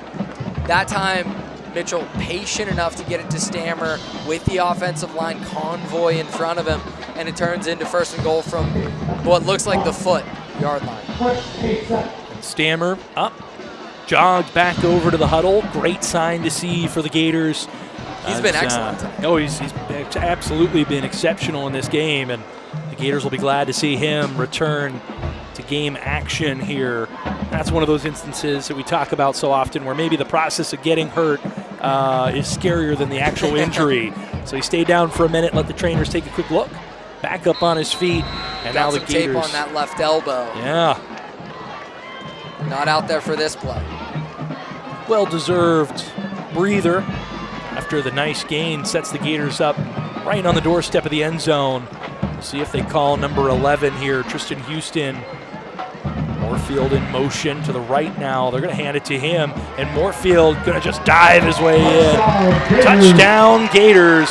The lead extends, and the Gators starting to exert a little control here. And it's because they're controlling the game in the trenches, not just opening up running lanes, which they've done better in this second quarter, been able to run the ball a little bit more effectively, but also giving Mitchell a ton of time in the pocket to make these impressive throws that we've been really not surprised by, but impressed by early on for this young quarterback. It's been a really good showing by the offensive line. Once again, for the 4th time tonight, the PAT operation is perfect. 4 for 4 on the night is Jackson Michael Andrich. The Gators open up a 15-point lead. And with 3 minutes left here, Josh, again, you don't want to get caught looking too far ahead. Yeah. But if the Gators can get a 3 and out here, they still got a timeout in the back pocket. You never know. A chance to really start thinking about putting this game to bed early on if you can get a quick stop here. We talked about 2 objectives maybe on that last possession for Gateway. You want to score, obviously, that's always objective number 1, but maybe run some of that clock off because you know you're going to get the ball to start the second half. Really didn't accomplish that, right? Still 3:04 remaining, but now maybe that gives you a chance to, I don't know, double, triple dip if you want to, if you're able to get the stop. And I can already hear, you know, and rightly so, if I'm Don Hall and his staff, I'm saying I don't want to take my offense out of rhythm. Let them go at the speed they're going. Time be damned, and we'll score and we'll go from there. And that's exactly what they did. The Gators really starting to flex the muscles here in all 3 phases of the game. Up 15 here at home. The last of this 3-game homestand before they head on the road to Murraysville next week to take on Franklin Regional. Another nice kick by Michael Andrich. Now a little running room on the return. The C's part, if only for a moment, and up toward the 35. Still refusing to go down is Avon Shirley. On the return, Jackson Smith. Gateway just not really able to keep contained as well as they would have liked on that one. At their own 34. We're getting word that the ball may have come loose there at the end. It's going to stay with the Cavaliers, but let's take a close look at this one. There certainly were a lot of Gators grabbing at it. Oh my goodness. Tried to give it up. Look at that. What a great eye by Lee Schaefer over in the next room. Lucas Vacanti was right there, and Shirley tried to give it to him. Maybe not the best play in that situation. Productive run here. It's been a minute since we've seen the Cavaliers really put anything together offensively, and that time, calling his own number, he is Landon Artman, and he's going to gain a dozen and move the chains. That nice QB counter. You got the guard and the tackle both pulling. Love the design, faking the pitch the other way. You just got to let those offensive linemen get out in front. That's the, like you said, maybe the best play we've seen in a little while from Kiski. Really well designed. So Cavaliers already after the nice return by Shirley, the keeper by Artman with the ball around midfield. Gators need to hunker down here. Avoid giving up points here before the halftime break. Again, it's going to be Artman calling his own number. He's able to evade a few would-be tacklers and again gets about a dozen yards. Call it 11 on this one. And he'll move it down to the Gators 40. And here come the Cavaliers. And with the offensive performance that we've seen from Kiski, where it's been a lot of the passing game to the perimeter and not much on the ground, it makes sense to get your quarterback involved in the run game. You just have such a numbers advantage, that 11-man run game. You're playing 11-on-11 football, and it's really working out for Kiski. It was a heavy dose of the halfback to start the game, Ashton Taylor. He wasn't able to get much going. They went away from that, went pass heavy. Now going back to the run on a few consecutive plays there, and then a nice completion over the middle. Going to be right around that first down marker. Just past it, and that's another first down for the Cavaliers. And another nice design. This an RPO. You see the guard and the tackle pulling again. He could have given that to Taylor. Probably would have had good yardage as well, but just threw it to the receiver and got the first down. Cavaliers going quickly here as we dip under 2 minutes until halftime. Taylor again, not much going on the ground. A gain of only a pair. Bring up 2nd and 8. Again, a hurry-up offense here for the Cavaliers. Gators defense not completely set. Cavaliers trying to take advantage, and that one nearly intercepted. As Jackson Smith able to bat that one down at the line of scrimmage. Trying to set up something quick over the middle, but Artman, if you look downfield, he had a receiver wide open for a touchdown, who just won really quickly at the line of scrimmage. Gateway continues to play a lot of man coverage on the outside. That's just a high variance way to play defense, especially when you're bringing pressure from the linebackers.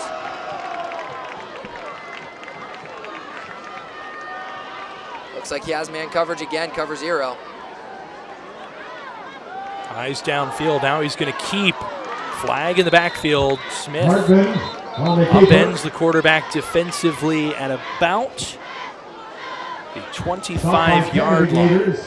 Jackson Smith. So as it stands right now, 3rd and medium for the Cavaliers. Trying to create a little run-pass conflict, getting your quarterback outside the pocket. But we'll see what the flag is for before 3rd down. Holding. Offense number 50. That penalty is out of the play. 4th down. So on 3rd and long, that one on the Cavaliers. I don't have a 50 down there, so it's very likely that was either number 51, Cody Carrion, or number 54, Wilson Spencer. Offense staying out there. Maybe don't have a field goal kicker they trust from this range. From the right hash, 25 at about 17. You're looking at about a 42-yard field goal as a timeout will be called and I by wonder the Cavaliers. If Don Hall knew that Kiski was going to go for it, if he would have accepted that penalty, maybe backed them up a little bit for 3rd and behind the sticks. It felt like he was trying to knock Kiski out of field goal range because he was selling out, playing cover 0 in a situation right before the half where you don't want to, a cornerback falls and you have a walk-in touchdown in that situation. So you're playing really aggressively defensively, and then you decline the penalty, they keep the offense out there. 4th and 5 is fairly manageable. So it felt like they were trying to knock them out of field goal range and then had the opportunity and didn't do it with the penalty. See if that costs them on this decision. Cavaliers have used both Andrew Finney and Austin Beck to kick field goals. Finney connected from 25 and a loss to Hempfield, while Beck hit from 38 for the Cavaliers. So they have converted on a few field goals. 42 would be a bit further than that long of 38. So the offense is going to stay out. They're also down 15, looking for a bit more here. They're going to go back to that pass in the flats. Well covered this time. They're going to go to the back of the end zone, and they will connect.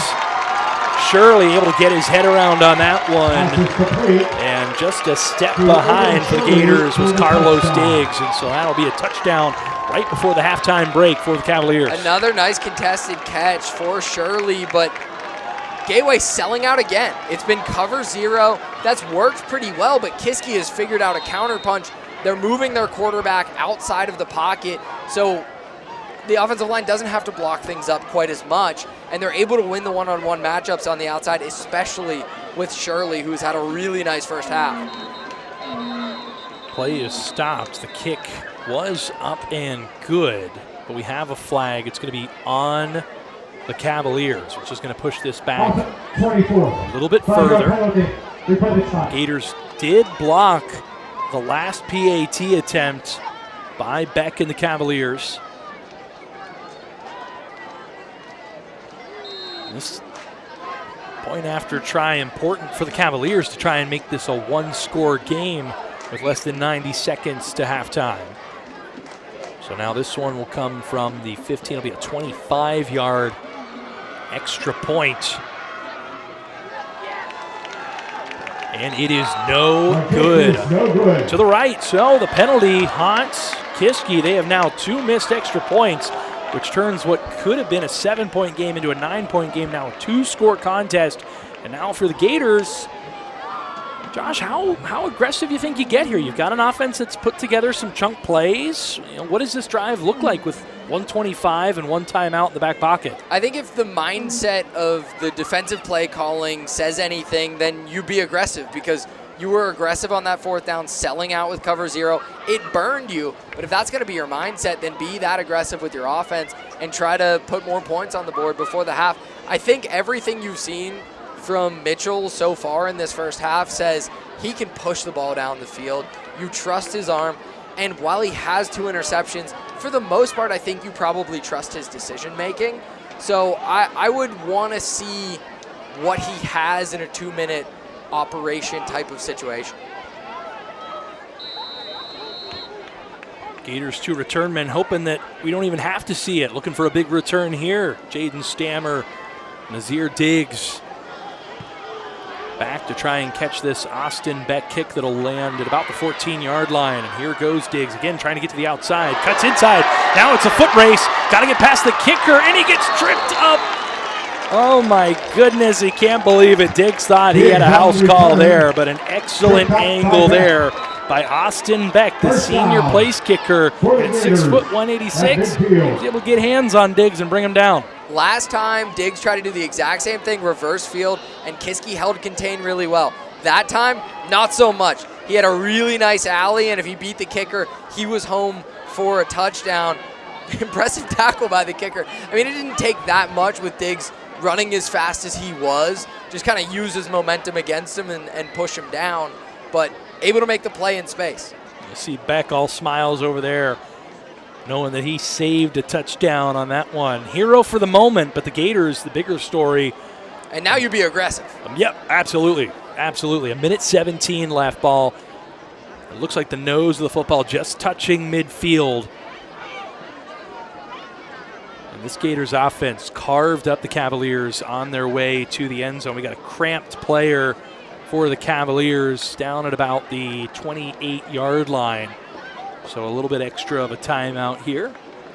And right now, if you're Don Hall, you got to tell your quarterback they're probably going to sit in something of a zone, something too high. You don't want to get beat deep in this situation. If you're Kiski, you're probably not going to sell out. You're probably not going to play a lot of man. So you got to take the underneath stuff and try to get into field goal range. That's probably your best chance at points before the half of the 1:17.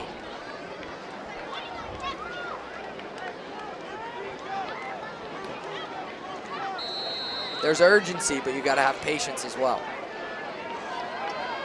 See what the Gators have cooked up here.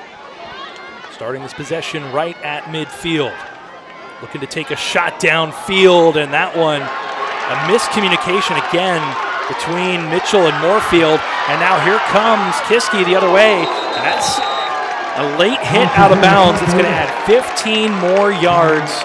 And that is exactly what you didn't want to do here in the final minute of play before the end of the first half. And that was exactly the situation. They played zone, they had two deep safeties, and Mitchell got aggressive, wanted to take the shot. Moorfield did the right thing, right? Assuming that's an option route, he has the option to break it off or go deep. He saw the safety deep. He wasn't going to take that chance, tried to break it off, and Mitchell's eyes should have gone elsewhere.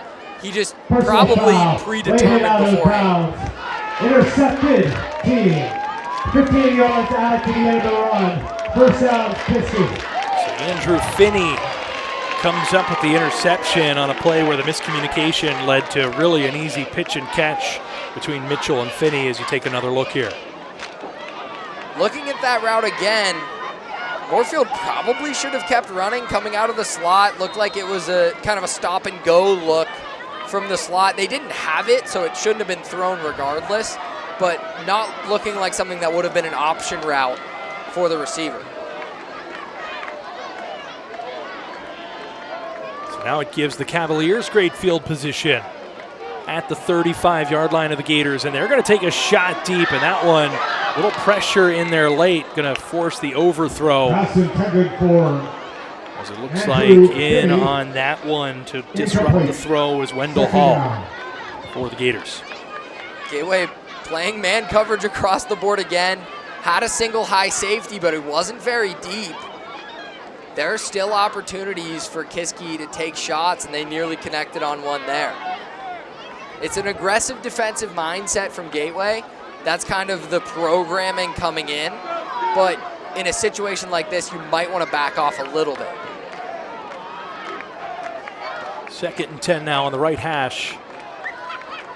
Cavaliers threatening here before halftime. They'll hand it to Taylor. No, they don't. They keep it. Good misdirection there. Certainly got me. Landon Artman falls forward. Now they're going to have to go quickly here as that clock continues to run. Under 45 seconds now. And what is 3rd and 8? You didn't trust your kicker from a similar range just moments ago. Flag comes out.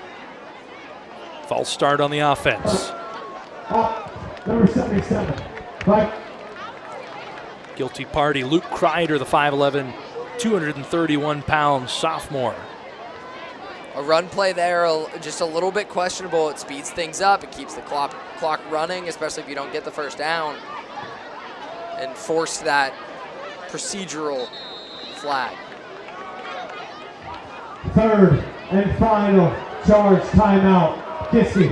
And that's not one you want to burn there. You want to save that potentially for a field goal. So sloppy in the 2-minute drill by Kiski, but still an opportunity to score. Certainly the Gators on the cusp of maybe catching a break after the third interception on Mitchell. Let's take a look at the road ahead for the Gators past this week, how we got to this point. Season opening losses, certainly against tough competition in defending District 6 champion State College, against former runner-up in 6A, the North Allegheny Tigers. They took home the... No, they got disrupted last year. I'm getting my wires crossed. Central Catholic did win the title. North Allegheny 2 before that. They were looking for the three-peat, upended. Those two teams always in the final. And then Plum beating the Gators for the first time in 14 tries. Gators will head to Franklin Regional next week before coming back home against Armstrong. It's conference play pretty much the rest of the way until a season-ending road test at Hempfield. And I know Adam Gusky and I have lamented on the air just how frustrating we think that those last week of the season non-conference games are. They're meaningless, and they just have the propensity to get players injured before a postseason push. And that Hempfield team, 3-0 in the early going, not sure what to try and find a score. They got North Allegheny tonight, and what for them is really a big litmus test in, is Hempfield for real? We've seen it. Hempfield, a few years ago, they got out to the 5-0 start. Gateway came in for homecoming, and boy, that game was over before it started. The Gators got their pound of flesh, and oh my goodness. Huge hit by Danzier. Lighting up the would-be receiver, Tegan Shirley. And a clean hit, too. Watch him close from his safety spot so quickly, sniffing out this slant route and dislodging the football. If he doesn't make that hit, that's a completion. Really strong heads-up play by the junior Danzier at 5'11", 185 pounds. And Shirley, even in the huddle, looks like he's still trying to get his wind back. Absolutely laying the lumber there from the defensive secondary. Brings up 4th down. Last gasp here for the Cavaliers, trying to get some points back before the halftime break. Back to pass. Airing it out long and just runs out of real estate. And so the Gators catch the break on the third interception by Mitchell.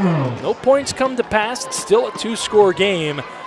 We'll see if the Gators try and get a little aggressive here with the last few ticks of this one. Landon Artman had his receiver Shirley along the sideline. Would have taken a near perfect throw to drop that in, but multiple times on that possession where he nearly hit a big shot, the post route on the first play of the possession. Could have been a touchdown if it was a better throw, and that time could have converted that 4th and long and set up 1st and goal. First down for the Gators at their own 37. 28.6 seconds technically at the 37, and this is just going to be a designed run by Mitchell, who is still on his feet, past midfield, over or down inside the 45 to the 42. And once again, much like the last drive with the nice return by Diggs, you find yourself in a position now where you've got a chance with a timeout in your back pocket to try and get in field goal range. No point to kneel it out, see what you can get on the first one with a run play, and now you decide to be aggressive. Green light for the Gators with the ball now at the 40-yard line.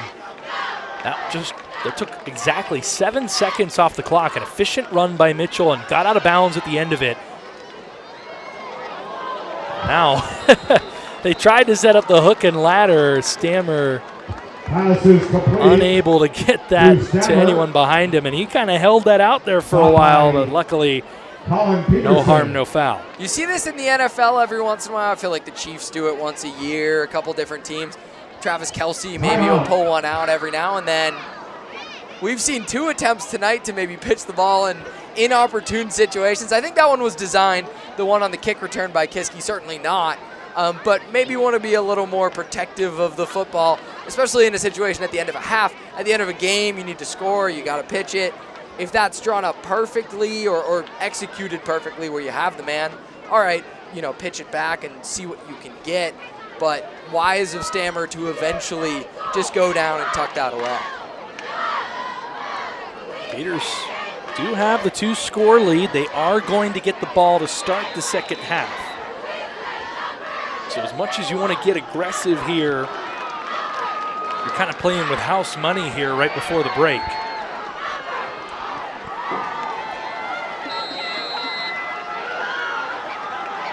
Second down, 8 yards after what was a 2-yard gain. It took another 7 seconds off the clock. They'll set up the screen and able to get out at about the 31-yard line. Clock stops with 8.8 seconds left. We'll bring up third down. They didn't quite get enough for the first, and now let's see if the Gators take a shot to the end zone here with the last few seconds of this one. Gateway burned a couple of timeouts earlier in the half for procedural things and whatnot. If you have one in your pocket there, Houston had a lot more ground he could have eaten up towards the middle of the field, but you wouldn't have likely gotten the snap off. 2 receivers to each side. Houston is still in the backfield. Play action fake. And they're going to get it out to Moorfield. Takes just 3 seconds off the clock to get it to the 25. Got a chance for your kicker. And onto the field, trots out number 82, Jackson Michael Landrich. And that drive was exactly what Mitchell should have done on the last drive. So Michael Landrich, the goalkeeper for the men's soccer team here at Gateway. Going to try to connect from 42 out on the left hash. Kick is up. It looks like it has the distance, but it's wide left. The kick is wide left. So that's where we'll leave it. An incredibly entertaining first half of football that showed us 47 points. The Gators get 28 of them. They got the 9-point lead. Let's take a step back. I mean, the Gators, 3 turnovers in the first half, still leading by 9. Not ideal, but boy, you really like to see how this team is moving forward from week to week. Yeah, you start a freshman quarterback today, and if you come into the game saying he's going to have 3 interceptions in the first half, you would go, oh no, that's a disaster. Actually, you have 28 points on the board, and he played really well. A few ill-advised throws, 2 of them turned into those interceptions. One was actually a great throw that the defender just ripped away from Casey Carter, and a lot of really impressive throws from Mitchell in that first half. So promising stuff for the Gateway offense in that first half, and Kiski was able to score with them for the most part and take advantage of those turnovers. Looking forward to the second half, Gators get the ball first coming out of the break. Certainly it looks like whatever they're trying to do tempo-wise is really working. Interestingly enough, with the lead here in the second half, do they maybe turn to that run game a little bit more? Houston seemed like he was starting to get some avenues as that half went on. It did feel like he got a rhythm, right? Runners can be rhythm runners as well. Their vision develops as the game goes on. I feel like the running lanes have mostly been there throughout this one, but Houston, now he's finding them. He's being a little more patient and bouncing through the holes like he needs to in that zone running scheme. I think in the second half it could be a good idea to sit on this lead a little bit and maybe try to establish things on the ground for your freshman quarterback. Well, despite a few miscues, the Gators offense is rolling, the defense is making timely plays, and your Gateway Gators are up 28-19 at the half. We're going to step aside, let you watch the bands, the talented bands here at halftime for both Kiski area and Gateway, and then we will rejoin you in the second half. For Josh Yorish, I'm Vince Russo. We'll be back in just a little bit here on GatewayGatorProductions.com. Now, without further ado, performing the third movement of their show titled Strings Attached, ladies and gentlemen, the Kiski Area High School Marching Band.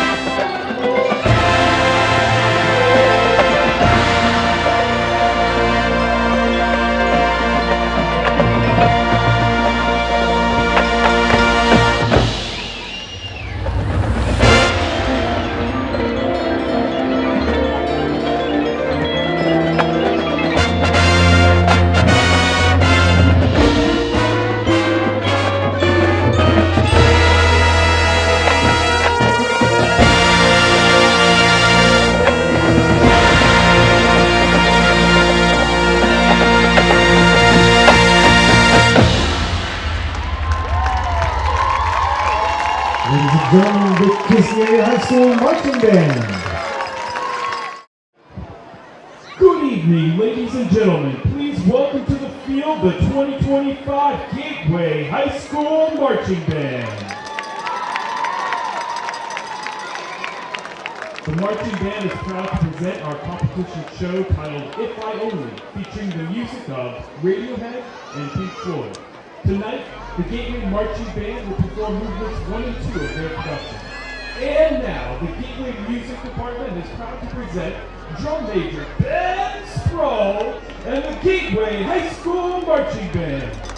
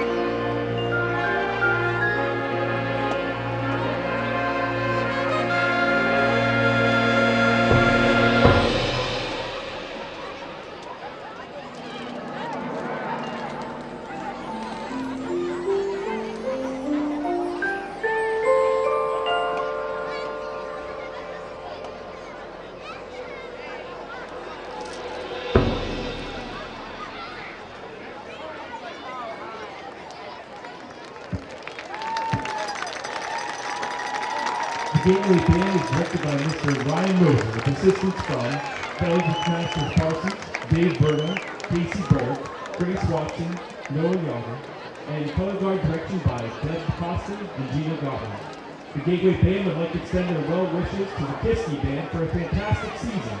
Also, don't miss the Gator Marching Band compete in the Pinto Marching Band competitions throughout the season.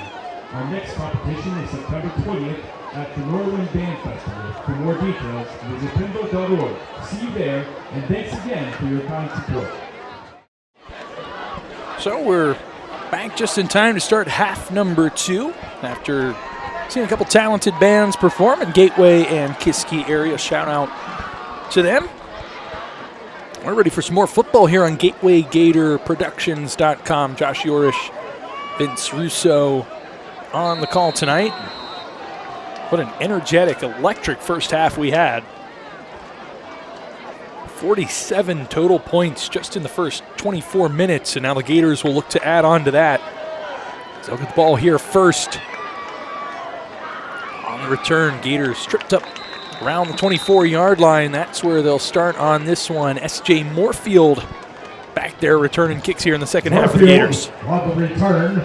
Now we get another look at the Gateway offense and see if they can put some more points on the board after scoring before the half. Obviously, possessions both ways after that touchdown occurred, but Gateway coming into half number 2 with importantly, a 2-score lead.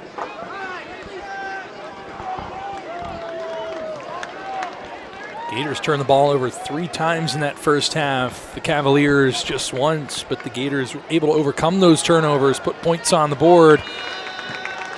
We'll see if that offense can pick up where it left off. We talked about before the halftime break, would we see the Gators go with a bit more of a heavy rushing attack up here in the second half? And certainly a half-opening carry there by Houston, who gets a couple. Second down. Not quite staying on schedule, maybe not as much as you would want on the first down run. They'll fake that one. Tipped at the line of scrimmage, making the play there, getting the hand up was Tegan Shirley. And so very quickly, it's going to be 3rd and long for the Gators.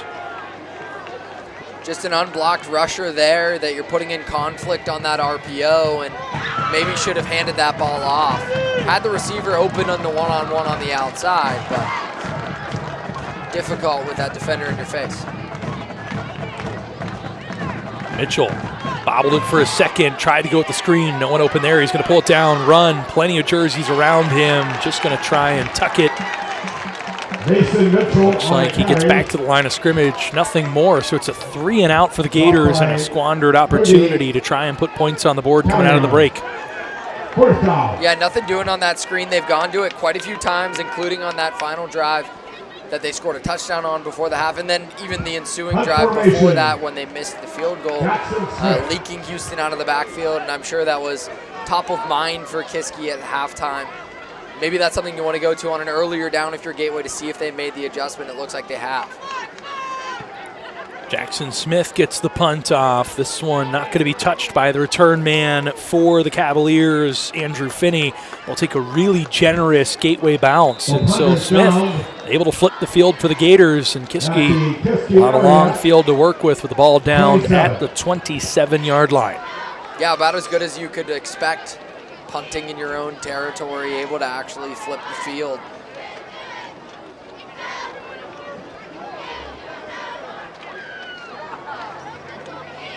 Now the Gateway defense back out there, and we'll see if it's more of the same, bringing pressure and leaving the corners out there on islands.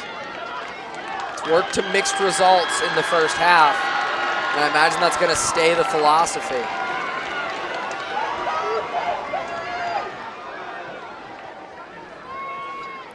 So the Cavaliers take over. It'll be Taylor, who was bottled up pretty well in that first half, and more of the same here on his first carry of the second half. About a yard there. Kiski's never really been able to get that ground game going with their young running back.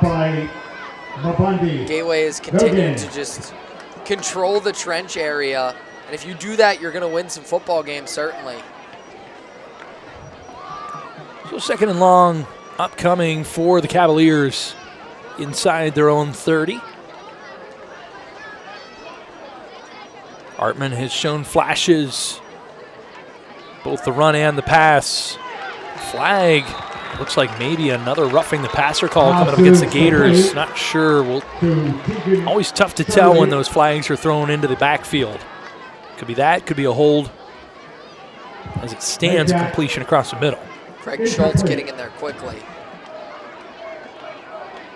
Looks like it's a hold.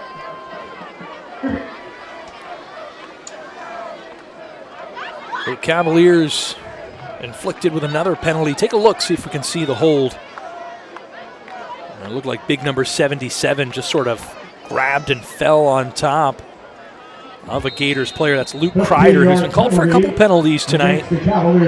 This a Cavs team that racked up 115 penalty yards on 12 infractions in their Week 0 win over Knock. Now working with a long field here as they try and dump this one off to Taylor to set up the screen, but a lot of pressure coming in there. Craig Schultz amongst others. Going to be 3rd and 20 now. Gators able to pin their ears back, try and go after the quarterback upcoming. The Kiski offensive line able to sell that well, able to get out in front, but even so, it was actually diagnosed pretty well. And Tristan Houston, who made a couple of big hits in the first half, playing that nickel spot for the Gateway defense, was all over it even if Taylor had made that grab. I haven't seen much tackle breaking from the Kiski running back today. That time not able to haul it in and have a chance. Long way to go for the Cavaliers. Going to be a quarterback draw, and that one snuffed out immediately. A host of Gators in there leading the charge. Number 54 for the Gators, Kayan Mbandi, the 6'3", 280-pound senior. The quarterback run game kind of jump-started things a little bit for Kiski late in the second half. They try to go back to it on 3rd and very long. Not much of an opportunity to convert there, but maybe just seeing if it's going to continue.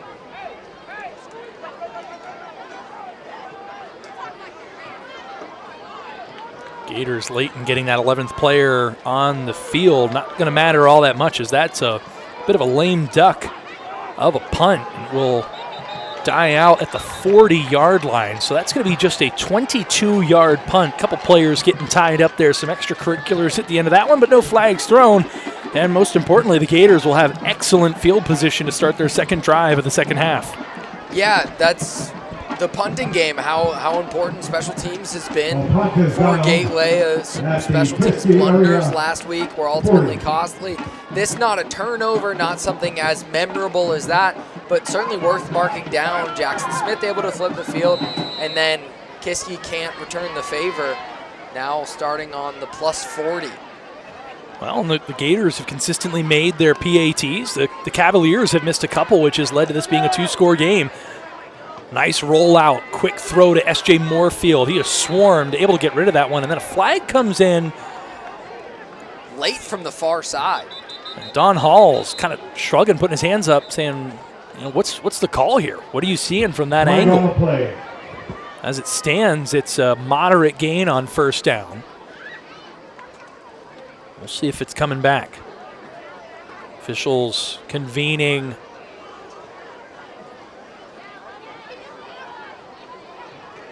An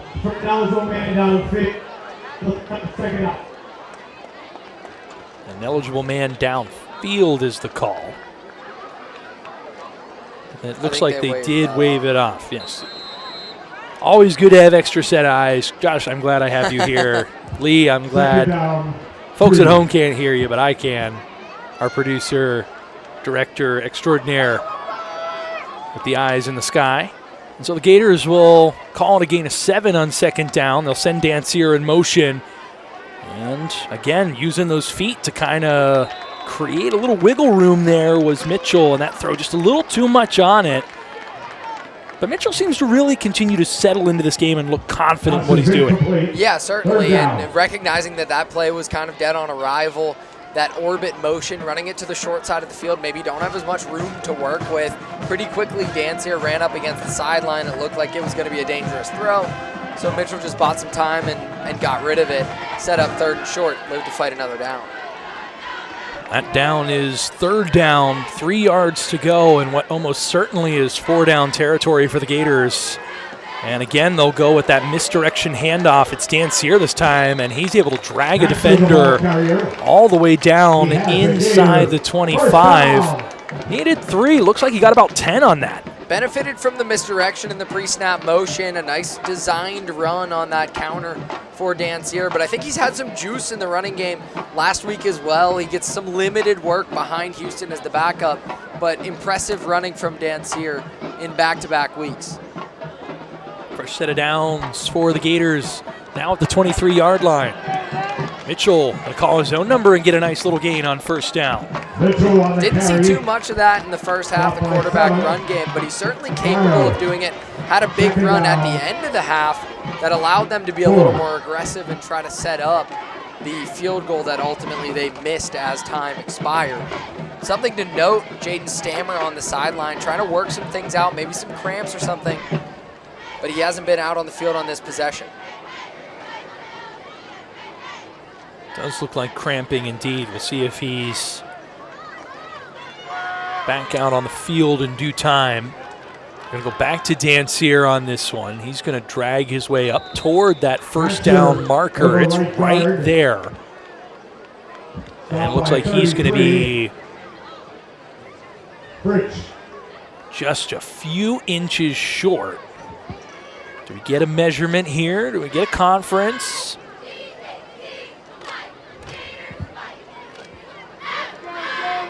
Third down. Get a measurement, but the Gators once again with third and very manageable, doing a good job staying the course, staying on schedule as we've said throughout the night. And a fumble, ball is loose. And diving on it back at the 20-yard line is the signal caller, Mason Mitchell. Just eager to hand that ball off to Dancier, and I think he took his eyes off of it. That snap was a little bit awry, a little bit left of Mitchell, but certainly something that he should have hauled in, and now a field goal try for Gateway. Trying to make it a 12-point game now will be the freshman netminder for the boys soccer team. The place kicker for the football team, Jackson Michael Andrich, was just a little wide left from pretty far out. This kick, gorgeous, but also off to the left. Just pulling it from distance. He's got the leg. There's no doubt about that. Just got to find that accuracy. As a second missed field goal. The good news is it leaves Kiski still with a long way to go. Essentially a touchback, 80 yards, and a Gators defense that looked very up to the task in its first appearance here in this second half. And I want to revisit, Josh, we talked very quickly in between plays about the special teams. Ton of credit needs to be given to Don Hall and his staff at how that went from a bit of a negative last week, objectively, to an overwhelming positive tonight. They're nailing their PATs. Kiski has struggled with that. And they have flipped the field, won that field position battle from the punting standpoint and the return standpoint. You got Diggs, who almost pulled off a major return. As there we see Ashton Taylor with his first real productive run of the evening, getting that ball up close to first down yardage. We'll see where the spot is. It is enough as he gets it just past the 30-yard line. Take a look. And I think we've seen some in-game adjustments from Kiski early on. A lot of their runs were in between the tackles, trying to win in the trenches. Pretty quickly they realized that wasn't going to work. So in the passing game, they've gotten the quarterback outside of the pocket, moved the launch point for him because you don't need to protect as well. And now in the run game, they're trying to get their freshman running back to the perimeter so he can break some tackles of defensive backs. Another dose of Taylor here and another productive run on first down. That time just some better blocking. Call that a gain of about 7 yards. Louis Jeune, second down. Robertson, Louis Jeune, and on the tackle. Take another look. That GT counter again that Kiski's run a lot of with the guard and tackle, both pulling. That time they didn't even really land their blocks, but a lot of work done by the center to create a running lane. 3 yards to go here on second down. And it's a quarterback keeper, and falling forward close to first down yardage, probably about a half a yard short, is the underclassman signal caller, Landon Artman. Gateway has continued to play these zone reads pretty well. Artman made the right read that time, keeping it, and gained positive yardage, but played fairly well by the Gators. Louis June in on the stop again, the 6', 280-pound defensive lineman. They're going to need him and the rest of those big fellas on the line to win this battle here on third and less than a yard. Cavaliers still operating out of the gun. 4 receivers set, 1 man in motion. They'll give it to Taylor, and he is bottled up. He's not going to get there. Now it's decision time, and you'd think this early in the second half, is it a punt situation, or are they going to keep this offense out there? That will bring up 4th down and less than a yard. Looks like the offense and Artman are going to stay out there. Artman punted last time for Kiski, so no guarantee he doesn't do that again. But on 4th and short, and I think that's the right decision, even backed up on your own side. Your defense is bowed up fairly well in this second half. Got to think you can get a yard. Thought they might try and pooch punt it, but no, they're going to go with the quarterback keeper, and they're not going to get there. Gators are going to hold. They needed to get that ball past the 40-yard line. They did not.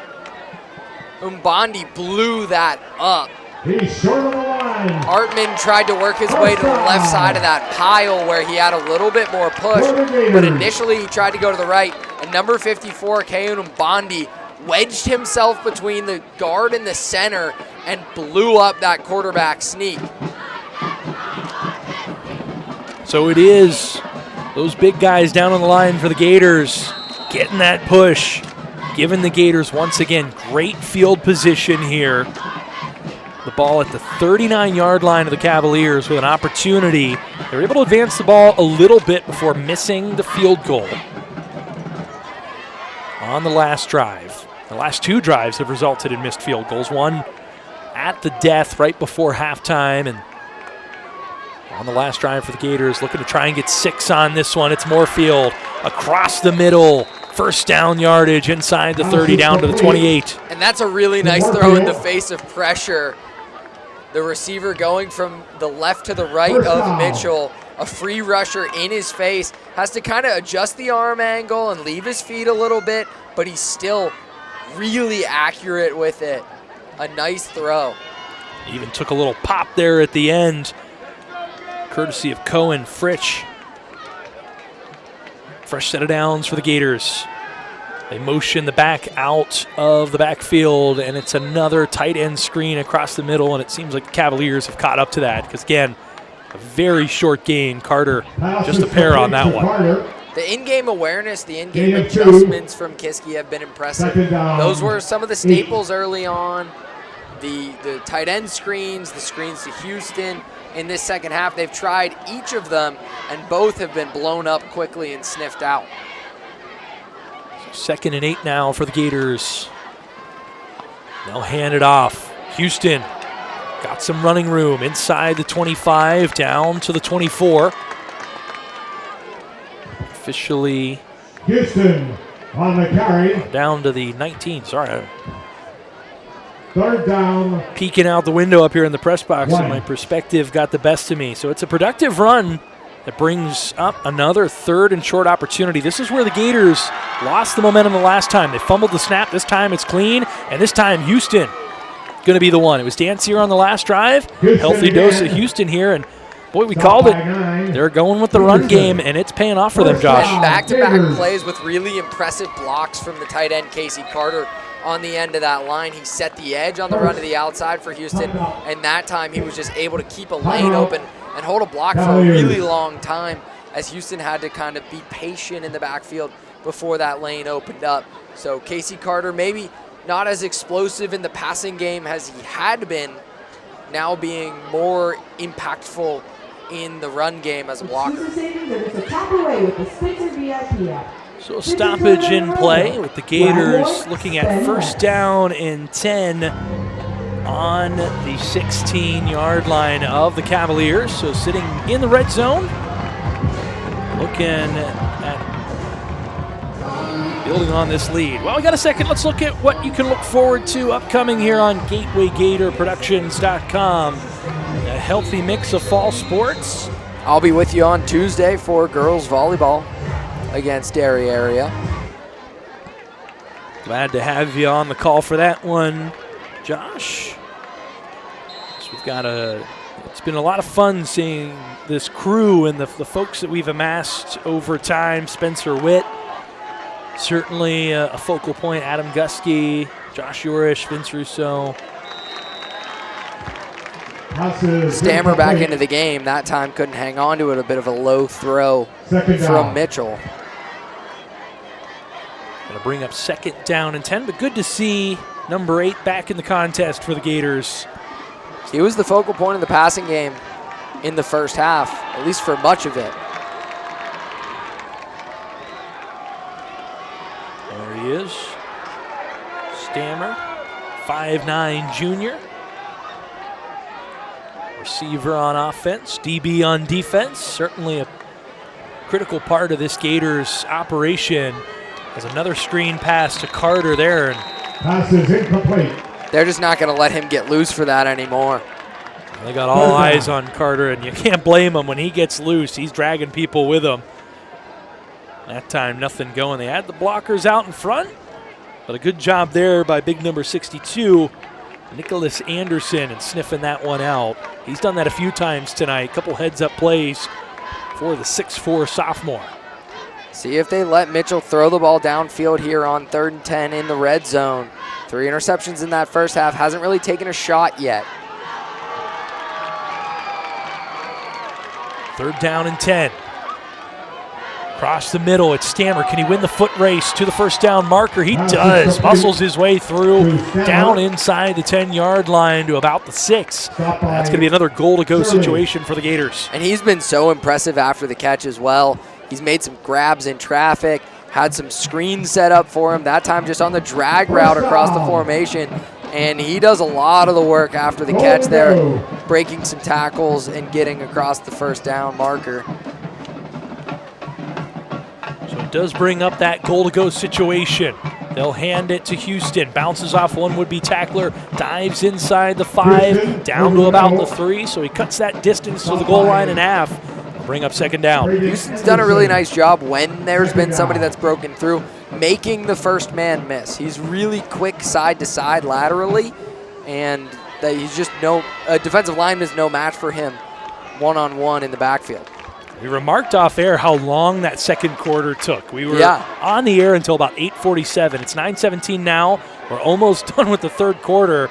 That heavy ground game, certainly a big part of it, is Mitchell going to dive forward just short of the goal line, and we'll see if that was the last play here of the third quarter. We do have an injury, so the clock will stop with 20 seconds left.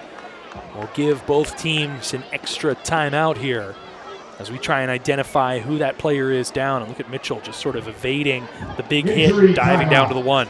And smart by Mitchell that time to kind of bounce around a little bit and look for either an open receiver or an open running lane. Quarterback run game, especially quarterback scrambling, so effective near the goal line because it's just hard to account for that extra body. Still trying to identify who the Cavaliers player is down on the turf. They are up moving under their own accord. Great sign to see, and that's Tegan Shirley, the 6-foot junior defensive back.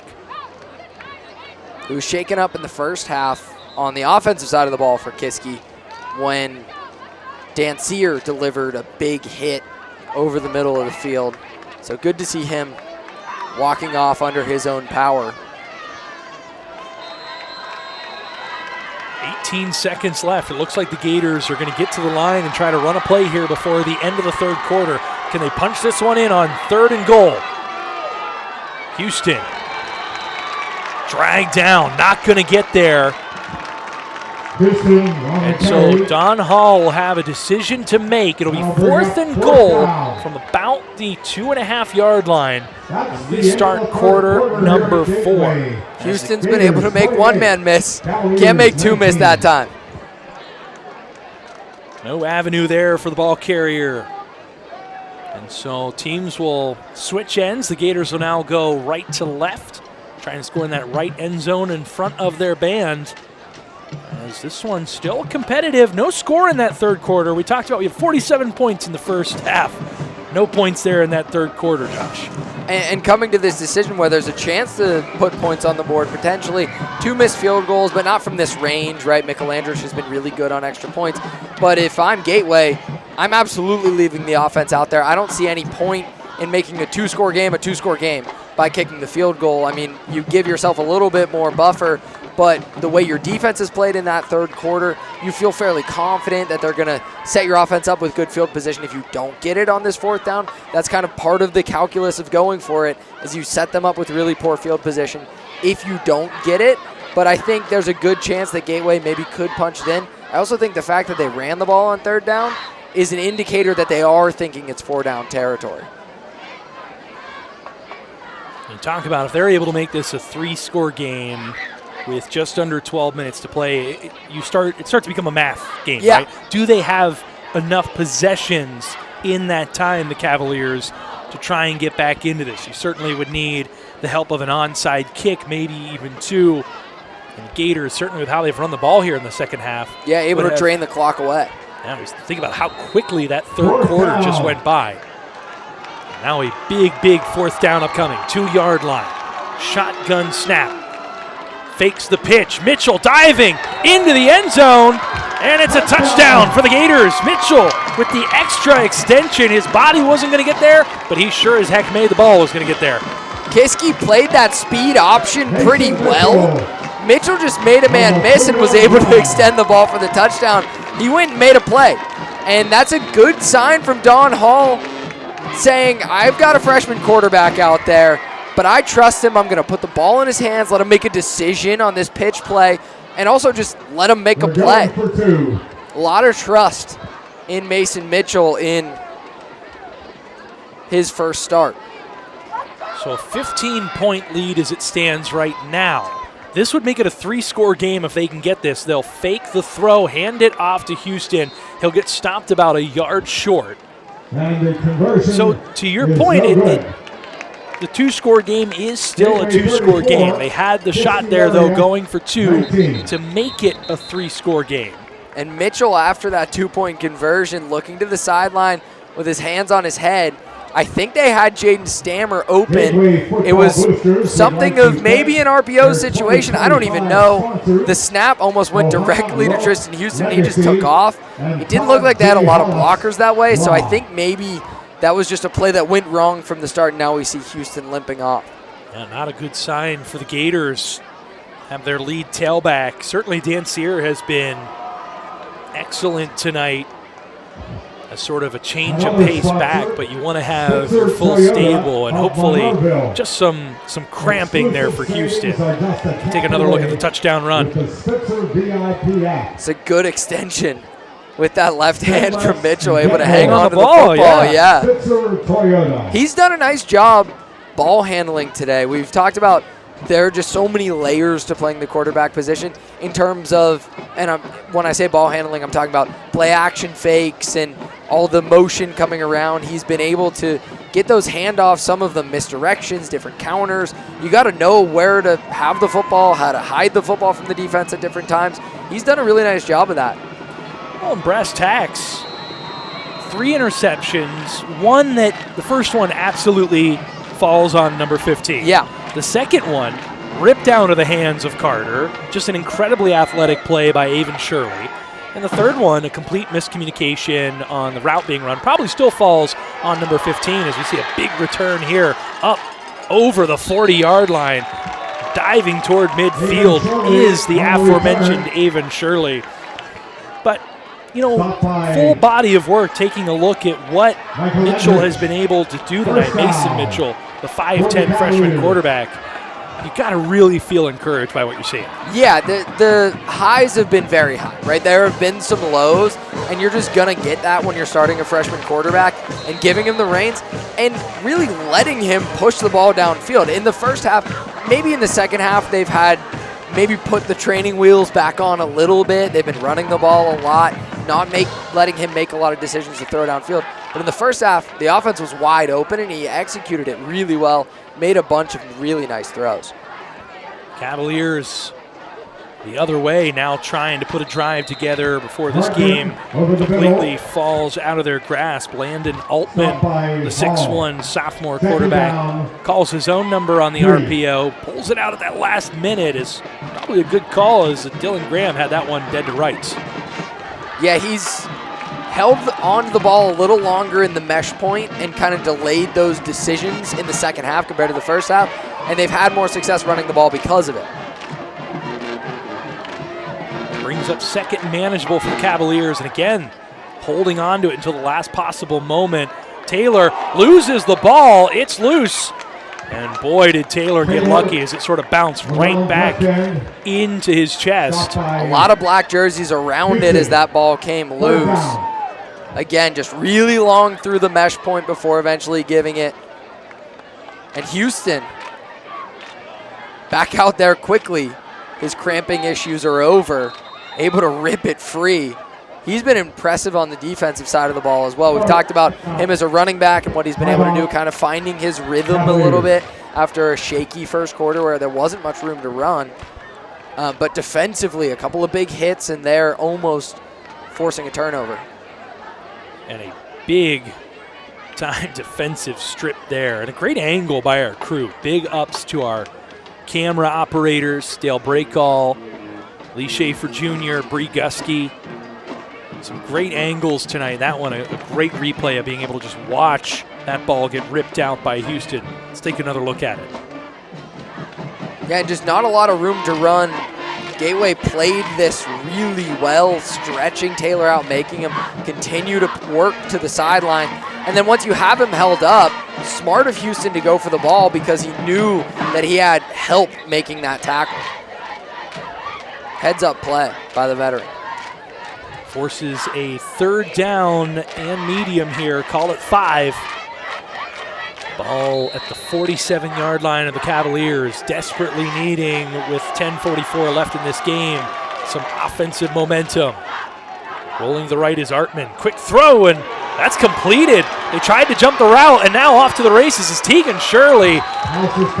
Limped off the field with an injury just moments ago. Now finds himself scampering down into the red zone and giving this Cavaliers team a bit of life here. That felt like a really big third down, and that's also a chance you probably don't need to take if you're Dan Sear. I'm not sure if he would have had the first down yardage if he would have been tackled exactly where he caught the ball, which Dan Sear maybe could have done. But trying to jump that route and go the other way with it, it's an overly aggressive play when you have a few score lead at this point in the game. Just make the tackle and extend this drive, let time tick off the clock. Instead, it's an explosive play the other way. Taylor stood up yet again on first down, driven backwards, a loss of 2. If you're Dan Sear, boy, you are tenths of a second, if not even less, to taking that the other way. I got to say, I can't say that I blame him for trying to jump that there because he had it diagnosed really quickly, and we've seen him flying downhill in this game. He's delivered some big hits. He's been strong at that safety spot, just that time unable to make the play. He'll be tested here. Big throw to the back of the end zone, and Shirley comes down with it, climbing the ladder, and brings this back potentially to a one-score game. We're going to look at a 2-point conversion attempt upcoming for the Cavaliers, but they're able to make the Gators pay after that big gain. They go right back to Shirley, who hauls it in for the touchdown. One-on-one with no safety help over the top.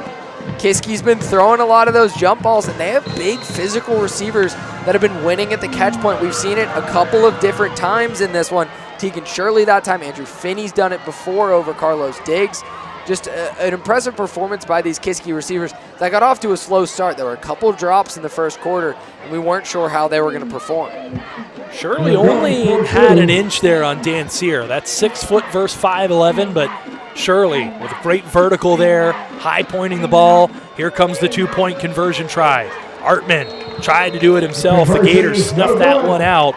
And so it remains a 2-score game. The Gators lead is 9 after the stop. May not want to run that right at Kayun Mbandi. He's going to make that play more often than not. just running that speed option, exactly the same play that Mason Mitchell scored on for Gateway the other way, but Umbandi just able to pull down the quarterback, and now he's down with what Gateway fans certainly are hoping is just a cramp. Certainly doesn't look overly distressed. He's pointing out where it looks like he is likely cramping, and they're going to quickly get him up and onto his feet. So good sign for the big fella who made the big play right after this play, the touchdown that got us to this point and brought the Cavaliers back within 9. Just going right over the top. Artman's gotten a lot of help from his receivers in this one, just making those contested catches. It was good coverage by Dance here in the back of the end zone.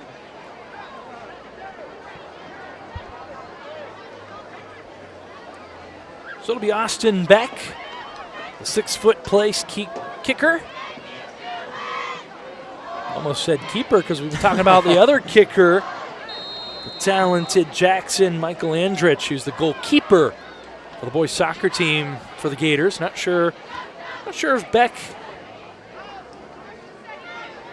plays on the soccer team for Kiski, but able to send this one the distance. That's going to be a touchback. No, they're saying that he caught it in the bounds before stepping back into the end zone.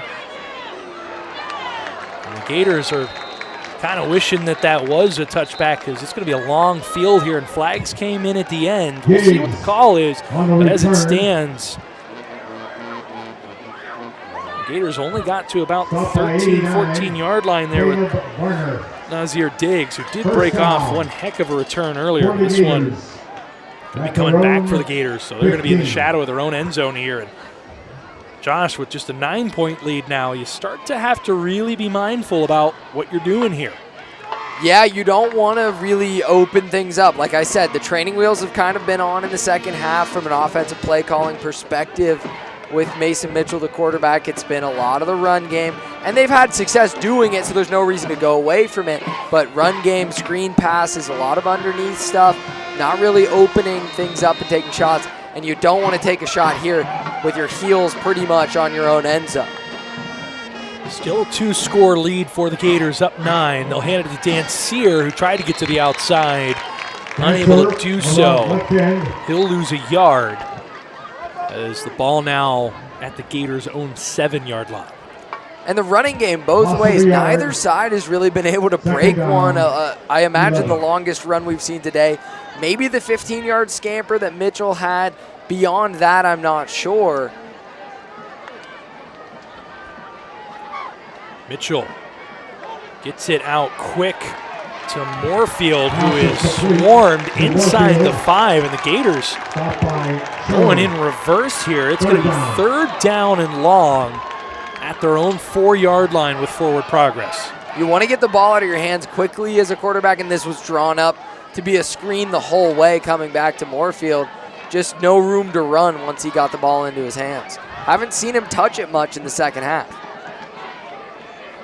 See how aggressive the Gators get here. They need to get the ball to about the 18-yard line. So that'll make it 3rd and 14 here in the shadow of their own end zone. Going out toward the sidelines, they look for Moorfield. And now Jackson Smith going to have to punt it with his heels on the back of the end zone. And this is one of those situations where, again, snap's got to be perfect. You got to get that kickoff quickly. It's just a little overthrown there. But if you're going to miss, that's the way you want to miss if you're Mitchell. You don't want to miss back to the middle of the field where that could go the other way for 6. 3 first-half interceptions for Mitchell. He's played a clean second half. Smith gets this one off, and it goes right into the hands of the return man. He's only able to get about a yard. Andrew Finney caught at the 31, fell forward to about mark him at the 31. So no gain on the return. And a short field for the Cavaliers, and this one has gotten interesting here late. The Cavaliers looking to try and pull within 1 or 2 points, depending on what they go for here. Conventional wisdom probably says 1. It keeps you still within the range of a field goal win in this game for you. And Kiski hasn't gotten much going on the ground, but they've got to have a lot of confidence in their wide receivers right now. They've been winning one-on-one battles on the outside, and Gateway hasn't shown anything other than really man coverage for most of the evening.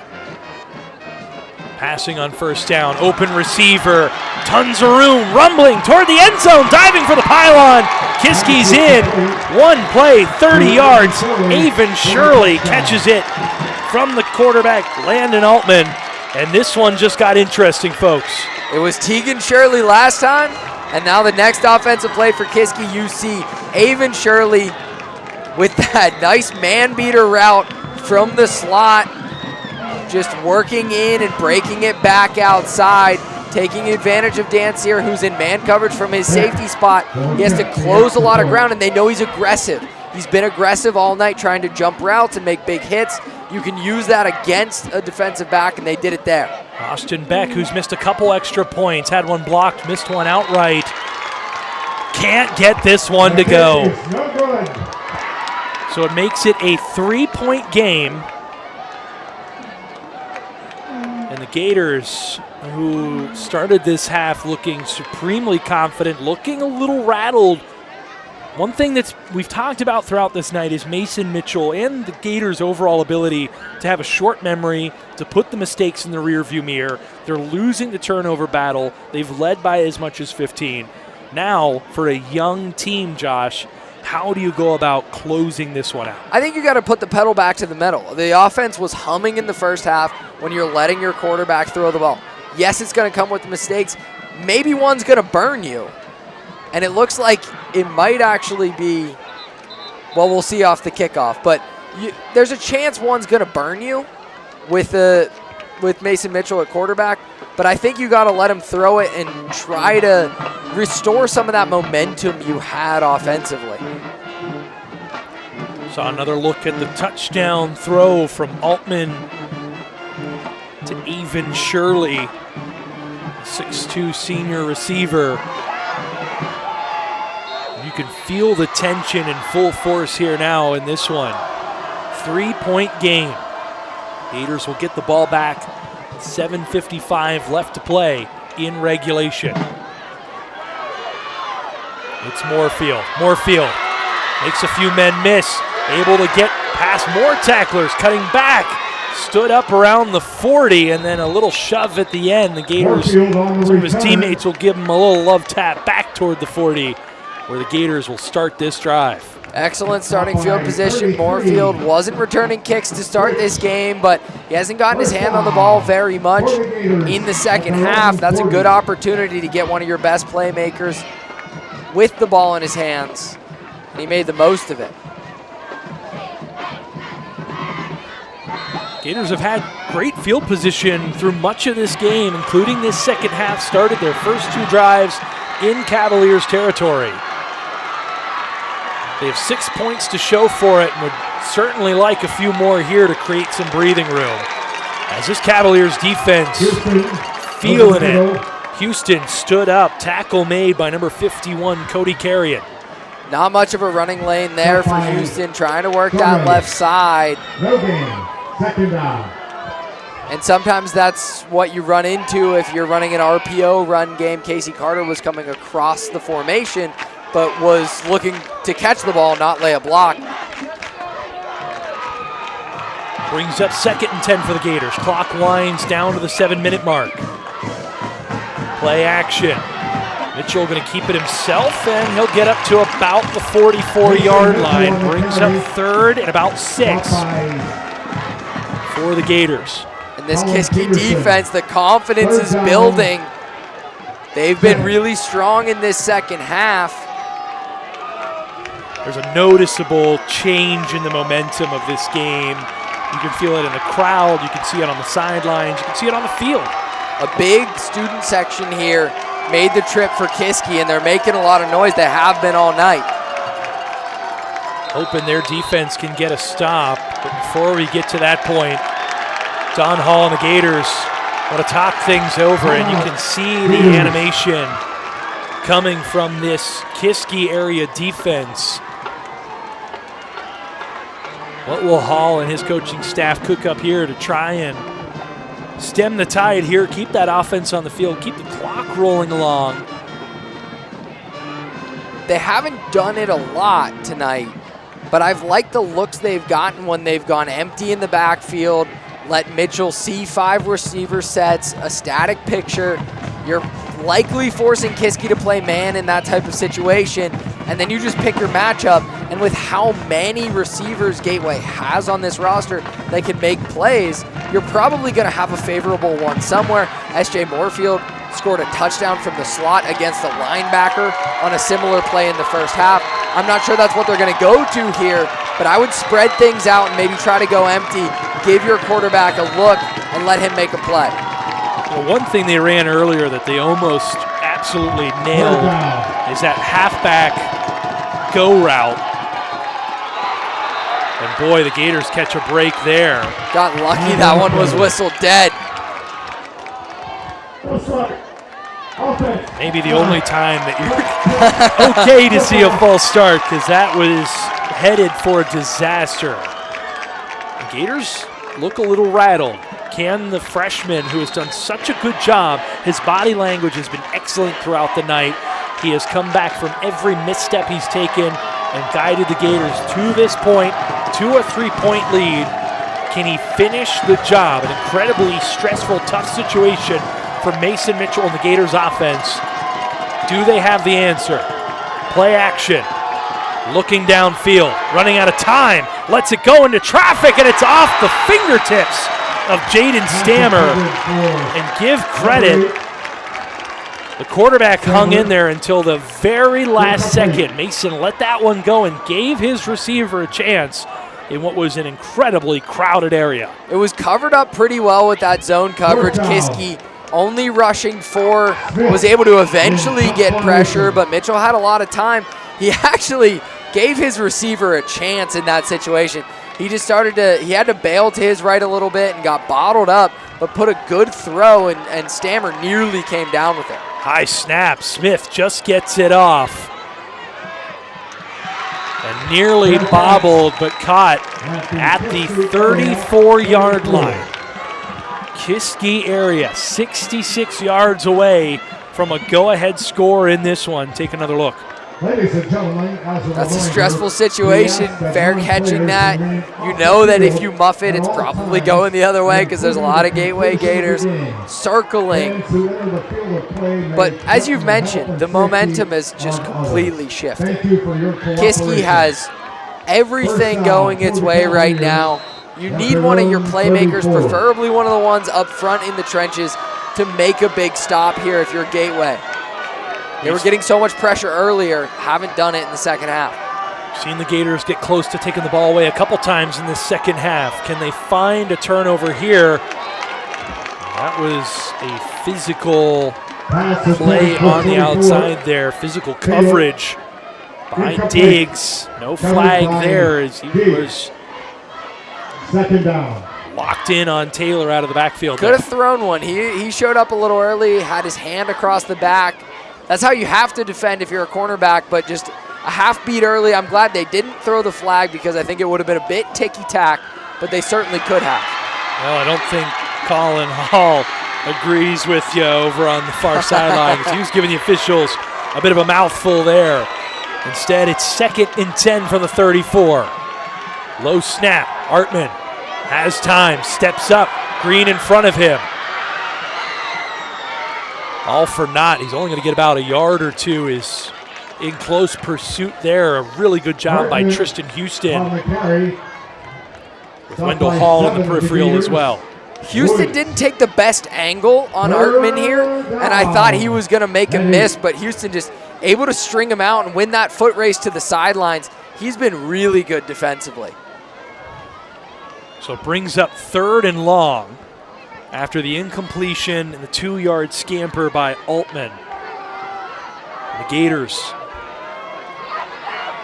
trying to hold on here. Cavaliers trying to mount a furious comeback here in the 4th quarter. Rolling out to the left. Altman looking downfield. Too tall for Tegan Shirley, who caught the touchdown moments ago, high pointing that ball in the back of the end zone. That time didn't have a chance at it. That's good coverage by Gateway recovering, because Kiski, I thought they were really going to get a man open. They flooded the zone to the left side. That pre-snap motion was able to give them a numbers advantage to the wide side of the field, and I thought for sure they were going to have a receiver come open. There really wasn't anything for Artman as he continued to roll to the left, and then a dangerous throw. Tips and overthrows are how turnovers happen. Saw one there, but able to escape. So Artman will drift back now and punt on 4th down. They're going to trust their defense after the last 3 and out. They'll be down at about the 42-yard line. So that's where the Gators will take over. Decent field position here and an opportunity with 5:47 left. And important to note, the Cavaliers only having 1 timeout left, down 3. Can the Gators put together a drive, run some clock? And if they get a touchdown here, you start to think they might just have enough to put this one away. The question similar to what it's been all night. Can you run the football if you're Gateway? When they've been able to, they've moved it with ease. When Kiski's been stout in the trenches, drives have stalled out.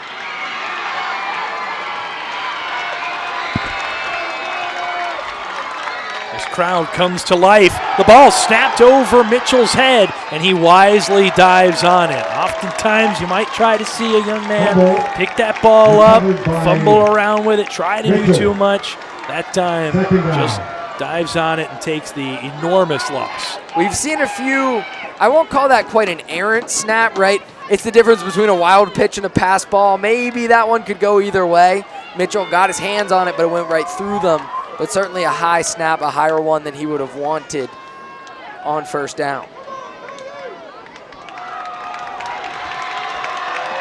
Officially a loss of 15 on 1st down.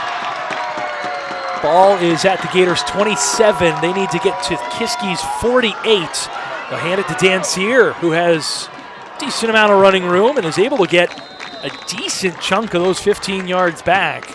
About 12 or so, up to the 38-yard line. So officially called a gain of 11. And Dancier hasn't really been able to bust anything big.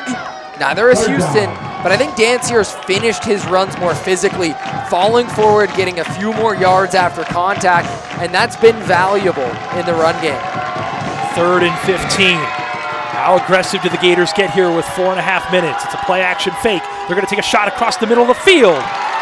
Gouder was there, but the pass over top of everyone. And once again, it's a 3 and out for the Gators here late in the 4th quarter. The Kiski area gambled by punting. The gamble pays off. They'll get the ball back with ample time and 1 timeout in the back pocket. Down 3. Gateway's run that concept quite a few times with those 2 posts and S.J. Moorfield kind of running an out from the slot. Mitchell maybe would have been a bit better off taking Moorfield or taking Carter underneath, but instead the incompletion, it was covered well. Smart fair catch there by Shirley at his own 30-yard line, as bearing down was Dancier to make the big hit. Actually, Andrew Finney, excuse me.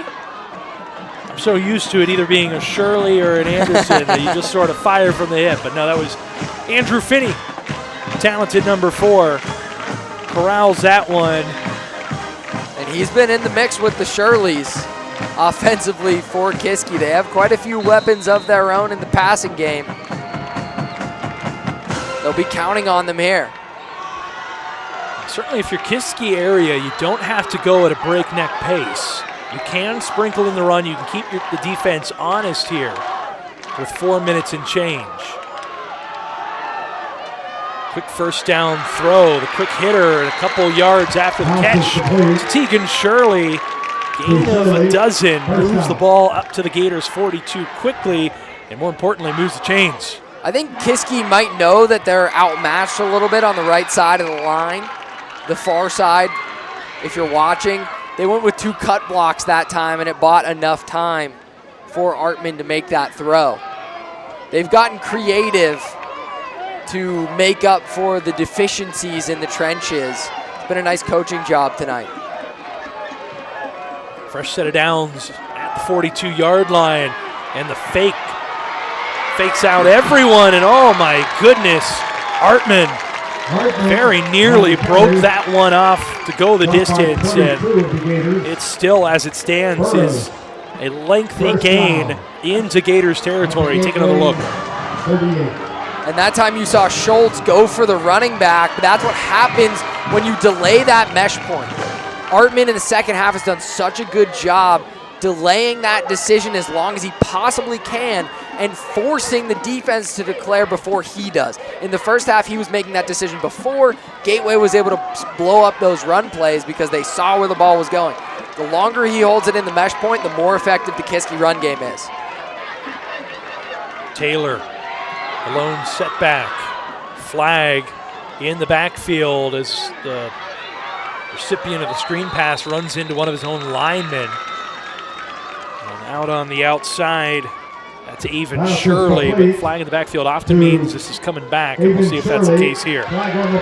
Schultz got cut. If he was blocked up top, that might be the call. Personal foul. Offense number 51. Josh, you are spot on. From the previous spot. Replay, first out. Cody carrying the guilty party here on the clipping call. Watch 75 here on the left side. He goes really low on Schultz, and that's what they've been trying to do to slow down the Gateway pass rush, get lower, some cut blocks, but that time got called for the penalty. So the Gators catch a tremendous break there. That is a 15-yard penalty. Pushes Kiski area back into their own territory, just barely at the 47-yard line. 1st and 25, and that one knocked down. Wendell Hall getting a hand in the passing lane. 6'4" defensive end is a nice thing to have when they're trying to throw in his direction. Hasn't made much of an impact as a pass rusher tonight, but that time able to go up and swat that one down. 2nd and very long.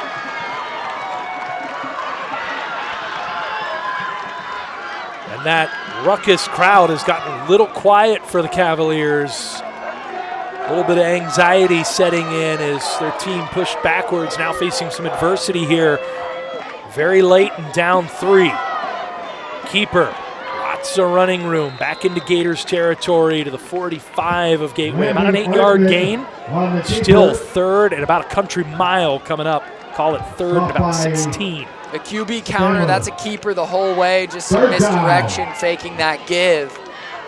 And the 11-man running game that we've talked about, Kiski's had a lot of success there when they have numbers to their advantage, but not enough. Just trying to set up something a little bit more manageable. You know you're going for it on 4th down, so you got 2 downs to get this.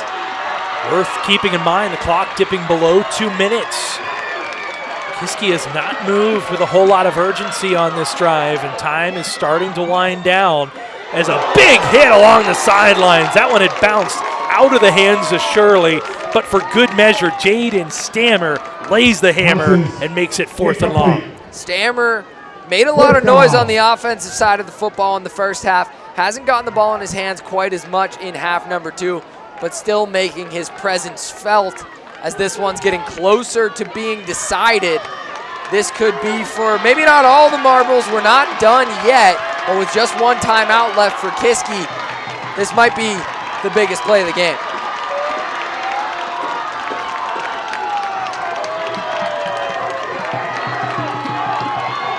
Fourth and 17. Artman in the gun. Time to throw. Airs it out. Has a man, and it's knocked away. No flags on the field, and an excellent defensive play and coverage by Carlos Diggs. Diggs may have gotten there a little bit early. It's really close. We saw a pass interference get called on Diggs early in the first half for arriving early. Take a look at this one, but he made a great play on the ball to bat it away. Contact first there, just a little bit ahead of time, but that's about as good as you could time it. I don't think that would have been a pass interference. I mean, he gets the hand on the shoulder, but he doesn't push. He doesn't use it really to catapult himself. He was already in a jumping motion. So the officials certainly thought it was clean. I tend to agree. So Carlos Diggs comes up with perhaps the game-saving play for the Gators, who have to get moving here a little bit. Just 2 seconds left on the play clock. For the first time tonight, Mitchell goes under center, and it's Dan Sear who drags defenders past that first down marker, gains 11 yards on first down. Kiski area will use its timeout, but a great run by Dan Sear to help put this one on ice for the Gators. Yeah, they needed to pick up just about 1 first down, and they get it on first down, going under center for the first time, as you mentioned. And Dan Sear, he seems to be the closer in the backfield. Houston is the lead back for the Gateway Gators, but Dan Sear in this fourth quarter, he's carried the load quite a bit, and it's because of runs like that. He's finishing them so physically, getting the tough yards, and that time puts the game on ice, as you mentioned. So certainly the Gators got to execute here, got to take care of the ball. They have not run a lot of plays under center, if any, tonight. We did see Kiski area attempt a quarterback sneak that was turned away by the Gators on a 4th and short. I wonder if they'll just keep it in the gun and see Mitchell knee it from there. They've had some troubles in the shotgun. They've had some troubles with false start penalties. It hasn't always been the smoothest operation all night. Looks like they'll go under center in victory formation.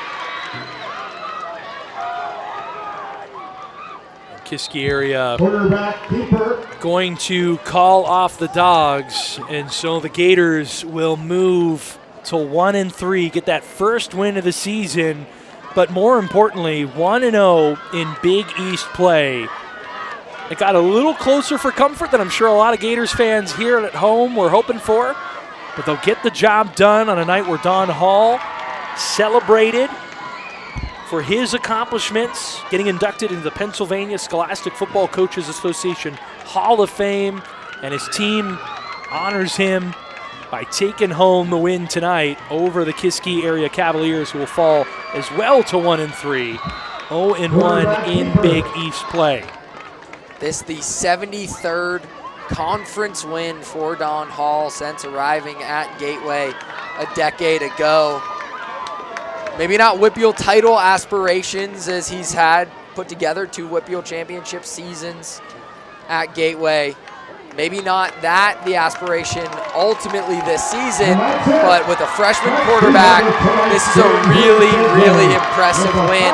Able to hang on to it in the fourth quarter.